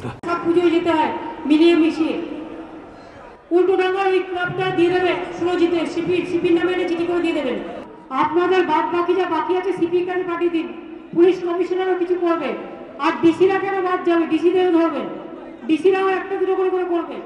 সিপির কাজ, মাননীয় নগরপাল সুরজিৎ বাবুর পুজো উদ্বোধন করা কাজ। আর যাই হোক, আমি একটা কথা বলে নেব শুধু, তা হচ্ছে এই 6 মাস করে ভাইস চ্যান্সেলর বানানো, এর থেকে খারাপ আর কিছু হতে পারে না। ভাইস চ্যান্সেলরদের একদম মানে এই পোস্টটাকে কোথায় নিয়ে চলে, কিন্তু এটা এনশিওর করতে পারবেন যে সেই ভাইস চ্যান্সেলর তার বিশ্ববিদ্যালয়ে দাঁড়িয়ে খুনের মামলা দেবেন না এই বাচ্চাগুলোকে? হ্যাঁ, তোমাদের কথা। হ্যাঁ, আমরা প্রচুর পেটানি খেয়েছি, মানে আমাদের প্রচুর আঘাত পড়েছে। এইটা আমি অনেক পার্টির নাম শুনেছি, প্লিজ আমাদের আঘাতটা একটা পলিটিক্যাল প্ল্যাটফর্ম হিসেবে ইউজ করবেন না কেউ। এবং আরেকটা জিনিস, আরেকটা লাস্ট থিং, আমাদের আনকনফার্মড রুমার এসছে, আনকনফার্মড রুমার যে পুলিশ আবার আমাদের ক্যাম্পাসে আঘাত করতে আসছে আজকে 9টার সময়। যদি আমরা ক্যাম্পাস থেকে না বেরোই, আবার সেদিন যা হয়েছিল আবার হবে। এবং আমার মনে হচ্ছে এই পুলিশ মন্ত্রীর কথা শুনে যে পুরো ঘটনাকে তো উনি তিল ঘটনা বলে দিয়েছেন, এবার এরকমও উনি স্টেটমেন্ট দিতে পারেন যে পুরো ঘটনাটাই সাজানো, আমরা রাত 2:30 নাগাদ হয়তো একটা সাজানো ফটোশপ নিয়ে ঘটনা ঘটিয়েছি। এবং সেই দিনেরই ঘটনার পর আমাদের এক সিনিয়রকে পুলিশ এটাও বলে, তোমরা যদি আবার অবস্থান করো তোমাদের একই অবস্থা হবে। মানে আমি একটু ধারে নিয়ে বলছি, সেই ওই বইটার মতোই, a spectre is haunting JU, a spectre of fascism. এটা ফ্যাসিজম ছাড়া কোনো কিছুই হতে পারে না, এইভাবে আক্রমণ করা ছাত্রদের ওপর। এই চিন্তিত, এই উদ্বিগ্ন মুখগুলো আর কতদিন আমাদের দেখতে হবে? আমাদের এই পর্বের অনুষ্ঠান এখানেই শেষ। আমরা পরবর্তী পর্বে যাব সারদা নিয়ে, এবং সারদা নিয়ে প্রথমেই শ্রমিক লাহিড়ীর কাছে যাব, যে রবীন দেব আপনাদের রাজ্য সম্পাদক মণ্ডলীর সদস্য, তাকে ডেকেছে সিবিআই। দেখব।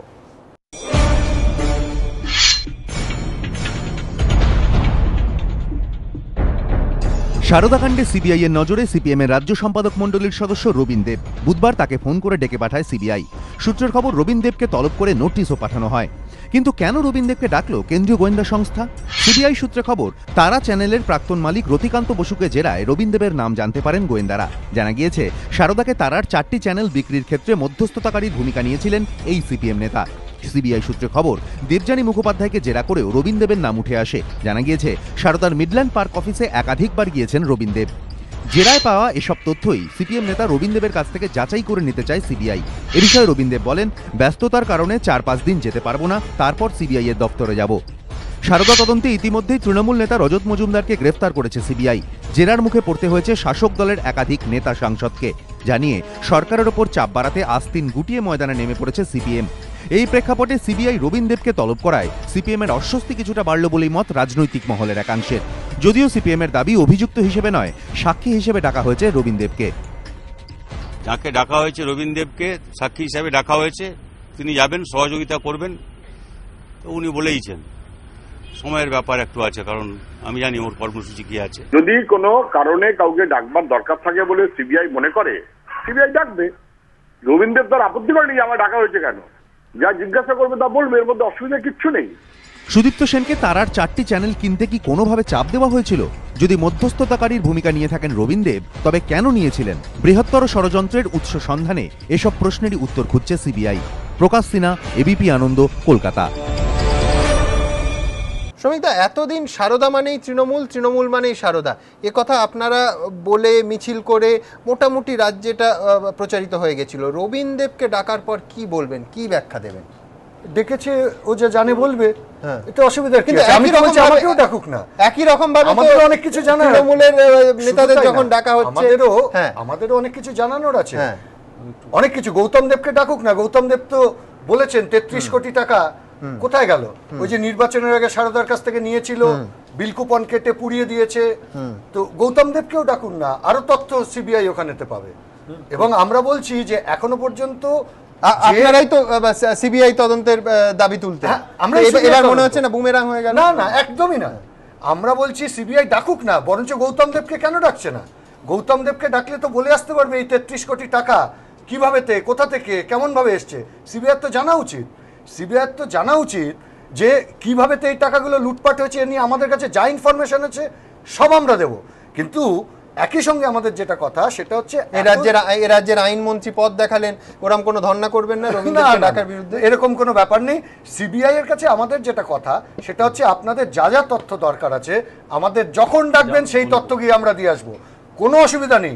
যাকে পারেন ডাকেন, কিন্তু একই সঙ্গে রাজ্যের পরিবহন মন্ত্রীর বিরুদ্ধে অভিযোগ, সেই অভিযোগের ভিত্তিতে জেরাটা পিছোচ্ছে কেন? সর্বভারতীয় সম্পাদক, তার জেরাটা পিছোচ্ছে কেন?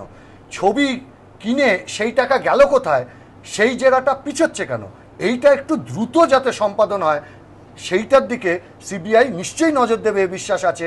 এখনো পর্যন্ত যেভাবে এগোচ্ছে সেভাবেতে এগোক, কোনো অসুবিধা নেই, যখন ডাকবে তখন যাব। খালি আমাদের নজর রাখতে হবে আবার দিল্লিতে স্বরাষ্ট্রমন্ত্রীর সঙ্গে কোনো সভা মিটিং করতে যাচ্ছে কিনা তৃণমূলের কোনো নেতা, সেই স্বরাষ্ট্রমন্ত্রীর সঙ্গে মিটিংয়ে নতুন কিছু আলোচনা হচ্ছে কিনা সেই দিকে শুধু আমাদের একটু নজর রাখতে হবে। আমরা সমস্ত তথ্য যা জানতে চাইবে, আমাদের যা জানা আছে একদম জানিয়ে দেবো, কোনো অসুবিধা নেই। অরুণাবদা কি বলবেন? বিরোধী স্বর কোথাও একটা ধাক্কা খেলো, কংগ্রেসের বাদল ভট্টাচার্যকে ডাকা হলো, আমি বলছি রবীন্দ্রকে ডাকা হলো। ডাকা হলি তো হচ্ছে না, কাদের অ্যারেস্ট করছে? যারা সাপ্রেশন অফ মেটেরিয়াল ফ্যাক্ট করার চেষ্টা করছে, ঘটনা বা সাক্ষ্য প্রমাণাদি লোপাট করার চেষ্টা করছে। ওর যথেষ্ট সংবেদনশীল,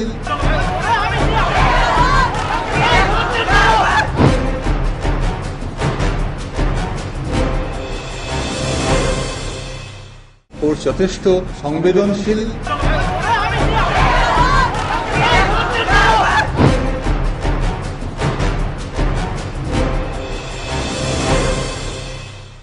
রজত মজুমদার, সে তো এরা বলছে, অনেকে বলছে তৃণমূলের লোক, আমরা বলছি না, আমি সুদীপ বন্দ্যোপাধ্যায়কে বেশি বিশ্বাস করি। সুদীপ বন্দ্যোপাধ্যায় বলছে ওই তৃণমূলের লোক না। কাকে অ্যারেস্ট করা হয়েছে? নিতু কি দেবব্রত সরকার, সে তৃণমূল না। জিজ্ঞাসাবাদের জন্য কংগ্রেসের লোককেও ডেকেছে, এখানে নয়।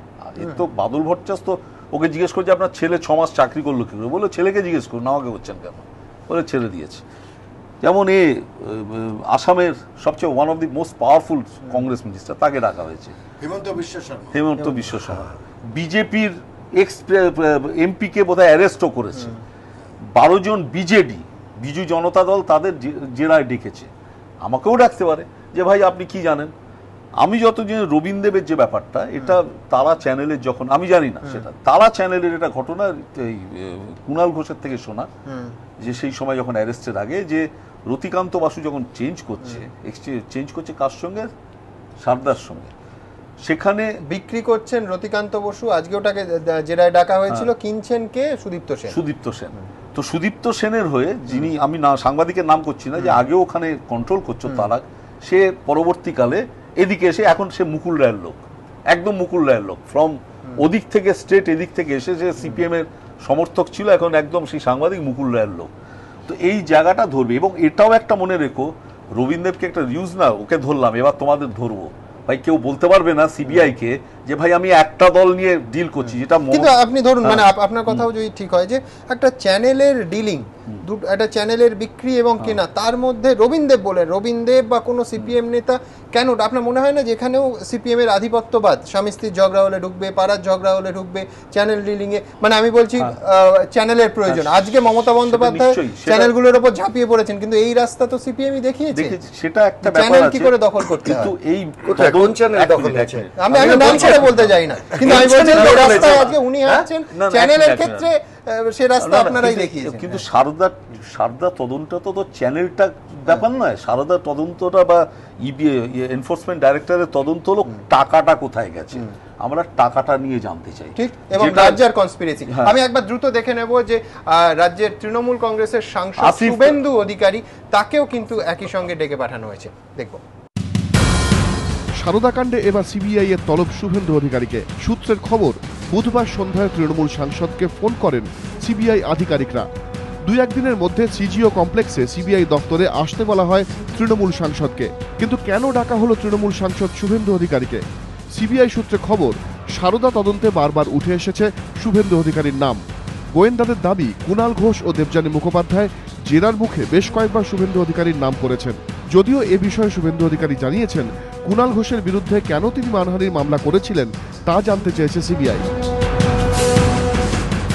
সিবিআই তো নতুন করে ডাকা নয়, যদিও আমি অফিসিয়ালি এখনো চিঠি পাইনি, আগামীকাল আমাকে জানানো হবে বলে বলা হয়েছে টেলিফোনে। সেই কুণাল বাবু একটি ভিডিও ক্যাসেটে 12 জনের বিরুদ্ধে অভিযোগ করেন, তার মধ্যে আমার নামও ছিল। আমি কিন্তু তৎক্ষণাৎ তমলুক আদালতে মানহানির মামলা করি, কারণ আমার যা পেপারস আছে, কাগজ আছে, সেই সংক্রান্ত কাগজ বা তথ্য আমি দিয়ে তাদেরকে সাহায্য করব। সিবিআই সূত্রে খবর, পূর্ব মেদিনীপুরে সারদা গোষ্ঠীর বিভিন্ন প্রকল্পে শুভেন্দু অধিকারীর কোনো যোগাযোগ ছিল কিনা, যোগাযোগ থাকলে কি যোগাযোগ ছিল, তিনি কখনো মিডল্যান্ড পার্কের অফিসে যেতেন কিনা, গেলে কেন যেতেন, কার সঙ্গে কথা বলতেন, তা জানতে চান গোয়েন্দারা। প্রকাশ সিনহা, রঞ্জিত সাউ, জয়ন্ত পাল, এবিপি আনন্দ, কলকাতা। আদালতে আজ আবার বিস্ফোরক কুণাল ঘোষ। কি বললেন কুণাল ঘোষ, দেখাবো আপনাদের।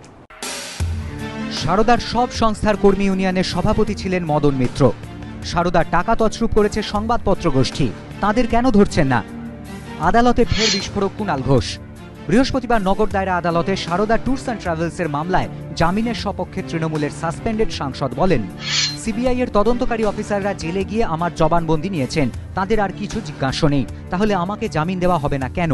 প্রত্যুত্তরে সিবিআই এর আইনজীবী বলেন, বৃহত্তর ষড়যন্ত্রের তদন্ত চলছে, কুণাল ঘোষের জেল হেফাজতে থাকা প্রয়োজন। এরপরই প্রতিবাদ উগরে দেন কুণাল।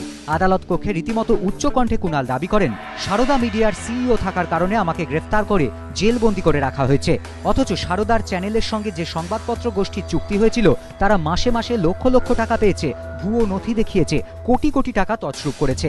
সাংসদের সংবাদপত্র গোষ্ঠী বলেই তাদেরকে ধরছেন না। সারদার সব সংস্থার কর্মী ইউনিয়নের সভাপতি হিসেবে নাম ছিল মদন মিত্রর, তাঁকেও ধরছেন না, অথচ বৃহত্তর ষড়যন্ত্রের কথা বলে আমাকে আটকে রাখতে চাইছে সিবিআই। আদালতে কুণালের বিস্ফোরক স্বীকারোক্তি এই প্রথম নয়। 6 সেপ্টেম্বর আদালতে দাঁড়িয়ে মুখ্যমন্ত্রীর নাম তুলেছিলেন কুণাল।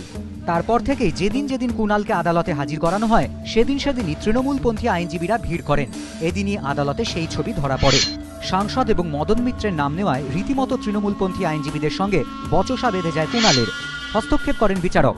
এক মহিলা আইনজীবীকে উদ্দেশ্য করে বিচারক জানতে চান তিনি কার হয়ে কথা বলছেন। তখন ওই মহিলা আইনজীবী জানান, আমি দলের হয়ে কথা বলছি। ওই আইনজীবী কোন পক্ষের হয়ে কথা বলছেন জানতে চান বিচারক। আইনজীবী বলেন, আমি প্রতিবাদ করছি, সরকারের মন্ত্রী সাংসদদের বিরুদ্ধে কথা বলা হচ্ছে বলে প্রতিবাদ করছি। বিচারক বলেন, কোর্টরুম প্রতিবাদ করার জায়গা নয়, আপনি এভাবে অভিযুক্তকে কথা বলতে বাধা দিচ্ছেন কেন? ওই আইনজীবী বলেন, সরকারের বিরুদ্ধে কথা বললে প্রতিবাদ করব। বিচারক বলেন, অভিযুক্তর কথা বলার অধিকার আছে, সওয়াল করতে চাইলে ওকালতনামা জমা দিন। আজকে আপনি শুনেছেন মদন মিত্রের নাম নিয়ে বলেছেন, আমাদের মন্ত্রীদের ব্যাপারে বারবার যে উনি অ্যালিগেশন দিচ্ছেন এগুলো বরদাস্ত করা যাচ্ছে না, যার জন্য আমি আজকে এসেছি। সরকার বিরোধী কোনো কথা আমরা শুনতে চাই না। এদিনও নিশ্ছিদ্র ঘেরাটোপে কুণালকে আদালতে নিয়ে আসা হয়। মোতায়েন ছিলেন প্রায় 100 জন পুলিশ কর্মী। আদালত কক্ষেই ছিলেন 25 জন কনস্টেবল ও 2 জন অফিসার। কুণালের আদালতে ঢোকা এবং বেরোনোর সময় হারে হারে চিৎকার জুড়ে দেন তৃণমূলপন্থী আইনজীবীরা। এদিকে কুণাল ঘোষ, সুদীপ্ত সেন ও দেবযানী মুখোপাধ্যায়কে 29 সেপ্টেম্বর পর্যন্ত সিবিআই হেফাজতের নির্দেশ দেয় আদালত। রাজস্বী দত্তগুপ্ত, এবিপি আনন্দ, কলকাতা। দেবনানবাবু, রবীন দেবকে ডাকায় কি তৃণমূল শিবিরে একটু স্বস্তির নিঃশ্বাস হবে? যে দেখো, শুধু আমরা নই, ওই সিপিএমের একজনকেও ডাকা হয়েছে। না, একটু আগে আমি শুনছিলাম শ্রমিক বাবুর বক্তব্য যে মদন বাবুকে কেন এখন ডাকা হচ্ছে না, একটু এগিয়ে গিয়ে কেন ডাকা হচ্ছে না। আচ্ছা, আমি একটা কথা বলি। August 2014, interrogation of A. বিশ্বাস has led to Enforcement Directorate to identify properties worth of res 800 crores so far. During interrogation, he has spoken about many properties in areas like Bishnupur. আর একটা ব্যাপার, বিষ্ণুপুর, তার মানে বিষ্ণুপুরে যে প্রপার্টি প্রায় 800 কোটি টাকার প্রপার্টিস, তাহলে এ বিশ্বাসকে ডাকার পরে সেখানে কেন আর এগোনো হচ্ছে না? এ বিশ্বাসকে ডাকার পরে সেখানে কেন এগোচ্ছে না? দ্বিতীয়ত, এ বিশ্বাসটা খুব একটা পরিষ্কার হলো না, যদি একটু এটা অরূপ বিশ্বাস নাকি? কি কে এ বিশ্বাসটা? কে অরূপ বিশ্বাস নাকি? আর দ্বিতীয়ত কোর্ট কোথা থেকে করলেন এই বিশ্বাসকে? আর উনি যেটা করছেন সেটা সিবিআই এর প্রসিডিংস এর অংশ না? না না না না, আমি খবর পড়ছি, আমি খবরের কাগজ, খবরটা বেরিয়েছিল খবরের কাগজ। আনন্দ কুমার বিশ্বাস, এর থেকে বলা, আমি চাই না লোকের নাম। কেন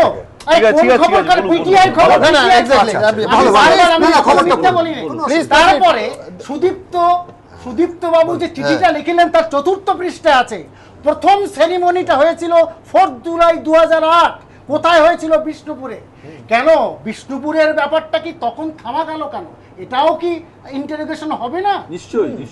2, এই যে বলা হচ্ছে যে গণেশ দে তাকে পার্টি থেকে বহিষ্কার করা হলো, কার? পিএ, অসীম বাবুর পিএ। ওখানে থেমে যাবে? তাকে কি ইন্টারোগেশন করা হবে না? আমি তার আইনজীবী, গণেশের 1 পয়সা পাইনি।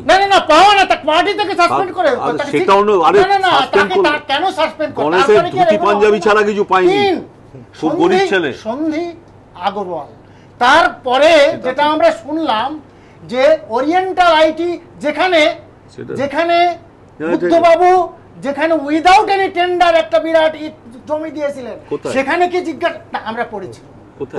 কোথায় পড়েছি? এটা তো সবাই জানি। আপনি জানেন না কি ওরিয়েন্টাল আইটি যেখানে জমি দেওয়া হয়েছিল, যে জমিটা সুদীপ্ত সেনের জন্য, সুদীপ্ত সেন সেই জমিটার জন্য ওরিয়নের কথা বলছি। সেটাও কি সেখানে জিজ্ঞাসা করা হবে না? ওইখানে জিজ্ঞাসা করে থেমে যাবে। তারপরে এরপরে এই যে টাকাটা পাওয়া গেছে, যে টাকাটার 120 কোটি টাকা আপনাদের সময়, সেখানে কোনো অন্যায় হয়নি। সেটা অন্যায় হয়নি, সব দেবনাথ বাবু। আপনি অন্য যুক্তিগুলো দিয়ে অবশ্যই, আমি শুধু তথ্যের খাতিরে, এক হচ্ছে ওরিয়েন্টাল না ওরিয়েন্ট গ্রুপ, এবং ওই গ্রুপে যে জমির কথা আপনি উল্লেখ করছেন, আমি জানি না আপনি কোথায় পড়িয়েছেন, কিন্তু আমার সাংবাদিক হিসেবে আমার এটা ক্লারিফাই করা উচিত। যেখানে ফাইন্যান্সিয়াল হাব হয়েছে, এটা কিন্তু হিটকোর বাইরে, হিটকোর জমির বাইরে। বুদ্ধবাবু দেবেন কি করে? এই জমির মালিক একমাত্র হচ্ছে সন্দীপ আগরওয়াল, ওরিয়েন্ট গ্রুপ। সেটা সেখানে গিয়ে থেমে যাবে, তার তো অর্থ না, সেটা একক। কিন্তু আমি বলছি এটা বুদ্ধবাবু বা মমতা বন্দ্যোপাধ্যায় কারণ সুমন, এটা তো অপরাধ। তুমি আমাকে জমি বিক্রি করেছো, তারপরে তোমার জমিটা, 1 মিনিট, তোমার জমিটা আমি কিনেছি, তো আমাকে জিজ্ঞাসাবাদ করা হবে না কেন তোমার জমি কিনলাম? তো সেটা মুখ্যমন্ত্রীকে জিজ্ঞাসাবাদ করা হবে না? তোমার জমি আমি কিনেছি, সেটা মুখ্যমন্ত্রীকে জিজ্ঞাসাবাদ করতে হবে। আমি আপনার কাছে আসবো, তার আগে জমি নিয়ে এত কথা হচ্ছে, আমার রবীন্দ্রনাথের একটা কবিতা মনে পড়ে যাচ্ছে, 2 বিঘা জমি, কিন্তু সেই 2 বিঘা জমির না একটা অন্য সারদা সিগনিফিকেন্স আছে। সেটা হচ্ছে সুদীপ্ত সেন মাত্র 2 স্কোয়ার ফিট জমি বিক্রির একটা প্রতারণার ছক রচনা করেছেন। কিভাবে এই প্রতারণার ছকে তিনি সর্বশান্ত করেছেন বহু মানুষকে। মাত্র 2 স্কোয়ার ফিট, ভুল শোনেননি, 2 স্কোয়ার ফিট জমি বিক্রি করতেন সুদীপ্ত। দেখব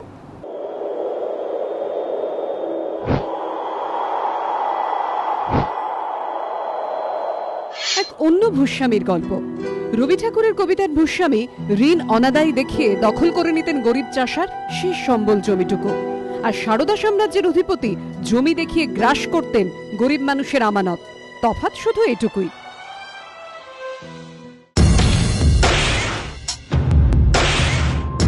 মিডল্যান্ড পার্কের এই বাড়িতে একাধিকবার তল্লাশি চালিয়েছে সিবিআই। উদ্ধার হয়েছে বহু নথি। সেই সব নথি পরীক্ষা করে সামনে এসেছে নতুন ভূস্বামীর কাহিনী। দুধে গোয়েন্দাদের চক্ষু চড়ক গাছ। সিবিআই সূত্রে খবর, সারদার অফিস থেকে উদ্ধার হয়েছে হাজার হাজার আমানতকারীর সার্টিফিকেট। তা ঘেঁটে তদন্তকারীরা জানতে পেরেছেন অন্য প্রকল্পগুলির পাশাপাশি বিশেষ একটি স্বল্পমেয়াদী প্রকল্প চালু করেছিলেন সুদীপ্ত সেন, যেখানে আমানতকারীরা 1000 টাকা জমা রাখলে তাদের 1 বর্গফুট জমির মালিকানার নথি দেয়া হতো। যার আমানত যত বেশি, জমির পরিমাণও হতো তত বেশি। রবীন্দ্রনাথের কবিতায় বাগান তৈরির জন্য ভূস্বামীর নজর পড়েছিল গরিব চাষা উপেনের 2 বিঘা জমিতে। শুধু বিঘা 2 ছিল মোর ভুঁই, আর সবই গেছে ঋণে। বাবু কহিলেন, বুঝেছ উপেন, এ জমি লইব কিনে। শেষ পর্যন্ত মিথ্যে দেনার খাতে ডিক্রি হয়ে গিয়েছিল উপেনের জমি। আর সারদা সাম্রাজ্য তৈরির জন্য সুদীপ্ত সেনের নজর পড়েছিল লক্ষ লক্ষ গরিবের টাকার উপর। জমির স্বপ্ন দেখে যারা হারিয়েছেন জীবনের শেষ সম্বল। সিবিআই সূত্রে খবর, বাজেয়াপ্ত নথি থেকে জানা গিয়েছে আমানতকারীর আস্থা অর্জনের জন্য জমি না দিয়ে প্রথমে মেয়াদ উত্তীর্ণ টাকা ফেরত দেওয়া হতো আমানতকারীদের। পরে ওই জমি ফের অন্য আমানতকারীর নামে লিখে সার্টিফিকেট ইস্যু করা হতো। সিবিআই সূত্রে খবর, জমির লোভ দেখিয়ে আমানত সংগ্রহের এই প্রক্রিয়া সেবির নিয়ম বহির্ভূত। তদন্তকারীদের অনুমান, এর নেপথ্যে আরও বড় লক্ষ্য ছিল সারদা কর্ণধারের। কারণ টাকা রাখার বিনিময়ে প্রথমে মিলত জমির নথি, পরে মিলত মেয়াদ উত্তীর্ণ টাকা। এই দুয়ের ফলে আমানতকারীদের জন্মাত অসীম বিশ্বাস আর অগাধ আস্থা। তা থেকে মোটা অঙ্কের রিটার্ন পাওয়ার আশায় তিল তিল করে জমানো সর্বস্ব দিয়ে সুদীপ্তর পাতা ফাঁদে পা দিতেন বহু মানুষ। ফুলে ফেপে উঠত সারদার তহবিল। চোখের জল ছাড়া আর কিছুই অবশিষ্ট থাকত না উপেন্দ্রের। এ জগতে হায় সেই বেশি চায়, আছে যার ভুরি ভুরি। রাজার হস্ত করে সমস্ত কাঙালের ধন চুরি। প্রকাশ সিংহের রিপোর্ট, এবিপি আনন্দ, কলকাতা। ওর যথেষ্ট সংবেদনশীল।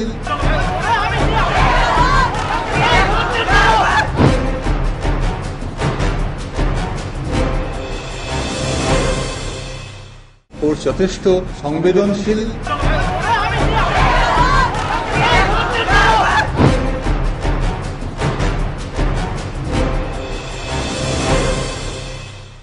দেবনাথবাবু, আপনি বলছিলেন যে তদন্ত থামা উচিত নয়, কোন দিকে তদন্ত এগোলে আপনি খুশি হবেন? না না না, কোনো ইরেসপেক্টিভ অফ পার্টিস প্রথম থেকে শেষ পর্যন্ত, তার মানে আমার মনে হচ্ছে তদন্তটা একটা মাঝখান দিয়ে চলছে। প্রথম দিকে তদন্ত একটা জায়গায় ইডি জিজ্ঞাসা করার পরে থেমে গেল, মাঝখানে একদিক দিয়ে। কিন্তু আমার প্রশ্ন, না, ইডি আর সিবিআই আলাদা, ইডি সিবিআই এসএফআই সবগুলো আলাদা। প্রত্যেকটা সারদা বিভিন্ন ক্ষেত্রে তদন্ত করছে, এটা সত্য।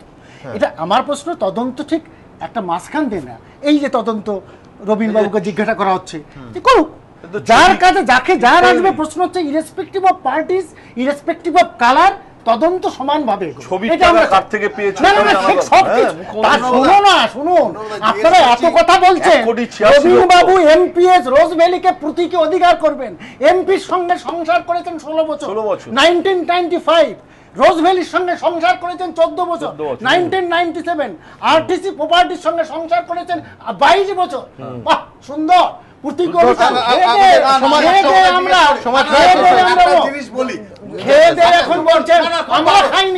ঠাকুর ঘরে কে কলা খাইনি, শুনুন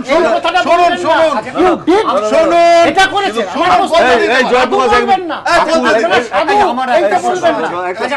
ঠাকুর ঘরের আমসত্বটা, এই 1 মিনিট, আপনার জন্য একটা ভালো চাকরি সিবিআই দিতে পারে, কারণ আপনি এত সুন্দর তথ্য বার করেছেন। খুব ভালো, খুব ভালো। নতুন চাকরি আসবে। দেবনারায়ণ বাবুকে একটা প্রশ্ন, আমি প্রশ্ন করছি, আমি চুপ করে দাঁড়িয়ে আছি। না, আপনার প্রশ্ন উত্তর তবে শোনো, আমার কথাতে দেবনারায়ণ বাবু আপনি এইসব বলবেন, আপনি অর্গানাইজেশন সাধু নয়, আপনি বলেন আমরা সাধু, আমি এটা বলছি না। দেবনারায়ণ বাবু তৃণমূল কোণে হয়ে গেল, আপনারা সাধু, চুপ করুন, এই কথাটা বলছি। কিন্তু অর্গানাইজেশন নাম বলুন না। দেবনারায়ণ বাবু তৃণমূল কোনটি আমরা সবাই জানি, এবং উনি বলেছেন আপনারা সাধু নন, অন্যরা সাধু নন। কোনটি? কিন্তু কোনটি বলিনি, কোনটি বলেছি। এইবারে তো আমি একটা কথা জিজ্ঞেস করি, তার মানে উনি চাইছেন সার্বিকভাবে তদন্ত, তার মানে এটা ঠিক উনি নিরপেক্ষ তদন্ত, হ্যাঁ, এবং উনি তার মানে ওই যে আইনমন্ত্রীর অবস্থান তাকে সাপোর্ট করেন না ওই তদন্ত আটকানোর। আমাদের পরেশ পালের ওখানে গিয়ে কুশপুত্তি লেখা দাও করে সমস্ত এই যে আন্দোলন, তাকে সাপোর্ট করেন না। না, এটা তাহলে বলিনি কথা। না, একবার ওনার উত্তরটা শুনি। কেন উত্তরটা না শুনলে হবে? আইনমন্ত্রীর অধিকার আছে ওখানে যাওয়া। আমি আপনাকে বলছি, মানে 6th লোকসভার পরে যখন জনতা দল সরকার আসলো, তখন সমস্ত বিরোধী দলের রাজ্য এবং লোকসভা সদস্য, ক্যাবিনেট মিনিস্টারের সেই তার মানে অরুণ জেটলি, তার মানে 2011 আগস্ট তিনি সিবিআই সিজিও কমপ্লেক্সে দিল্লিতে অবস্থান করলেন। আমি ধরে নিচ্ছি অন্যায় করেছেন, ভুল করেছেন। মানে আমার বক্তব্য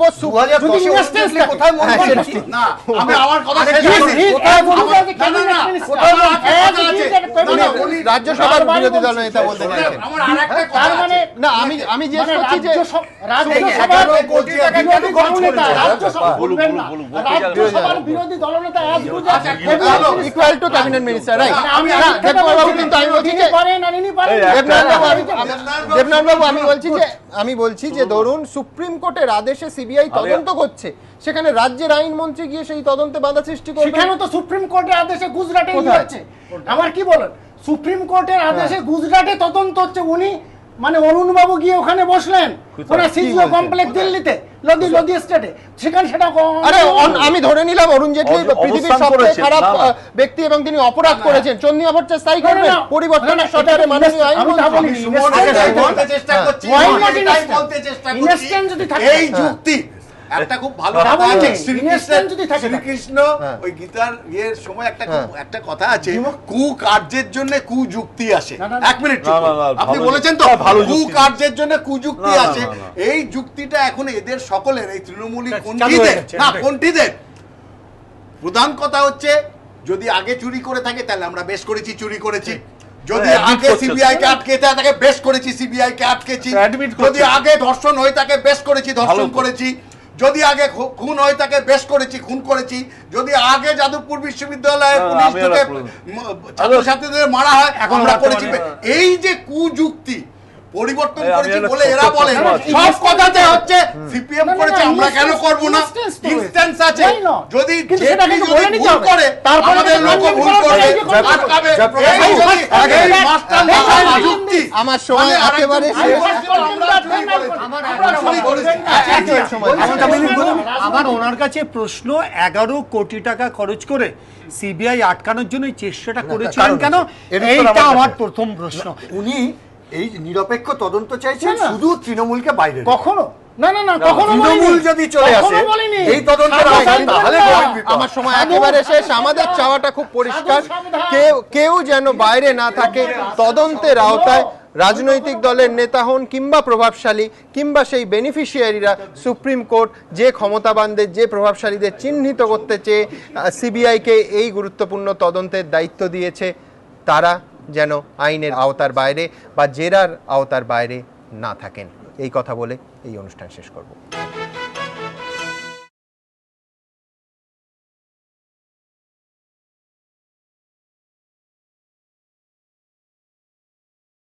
যথেষ্ট সংবেদনশীল।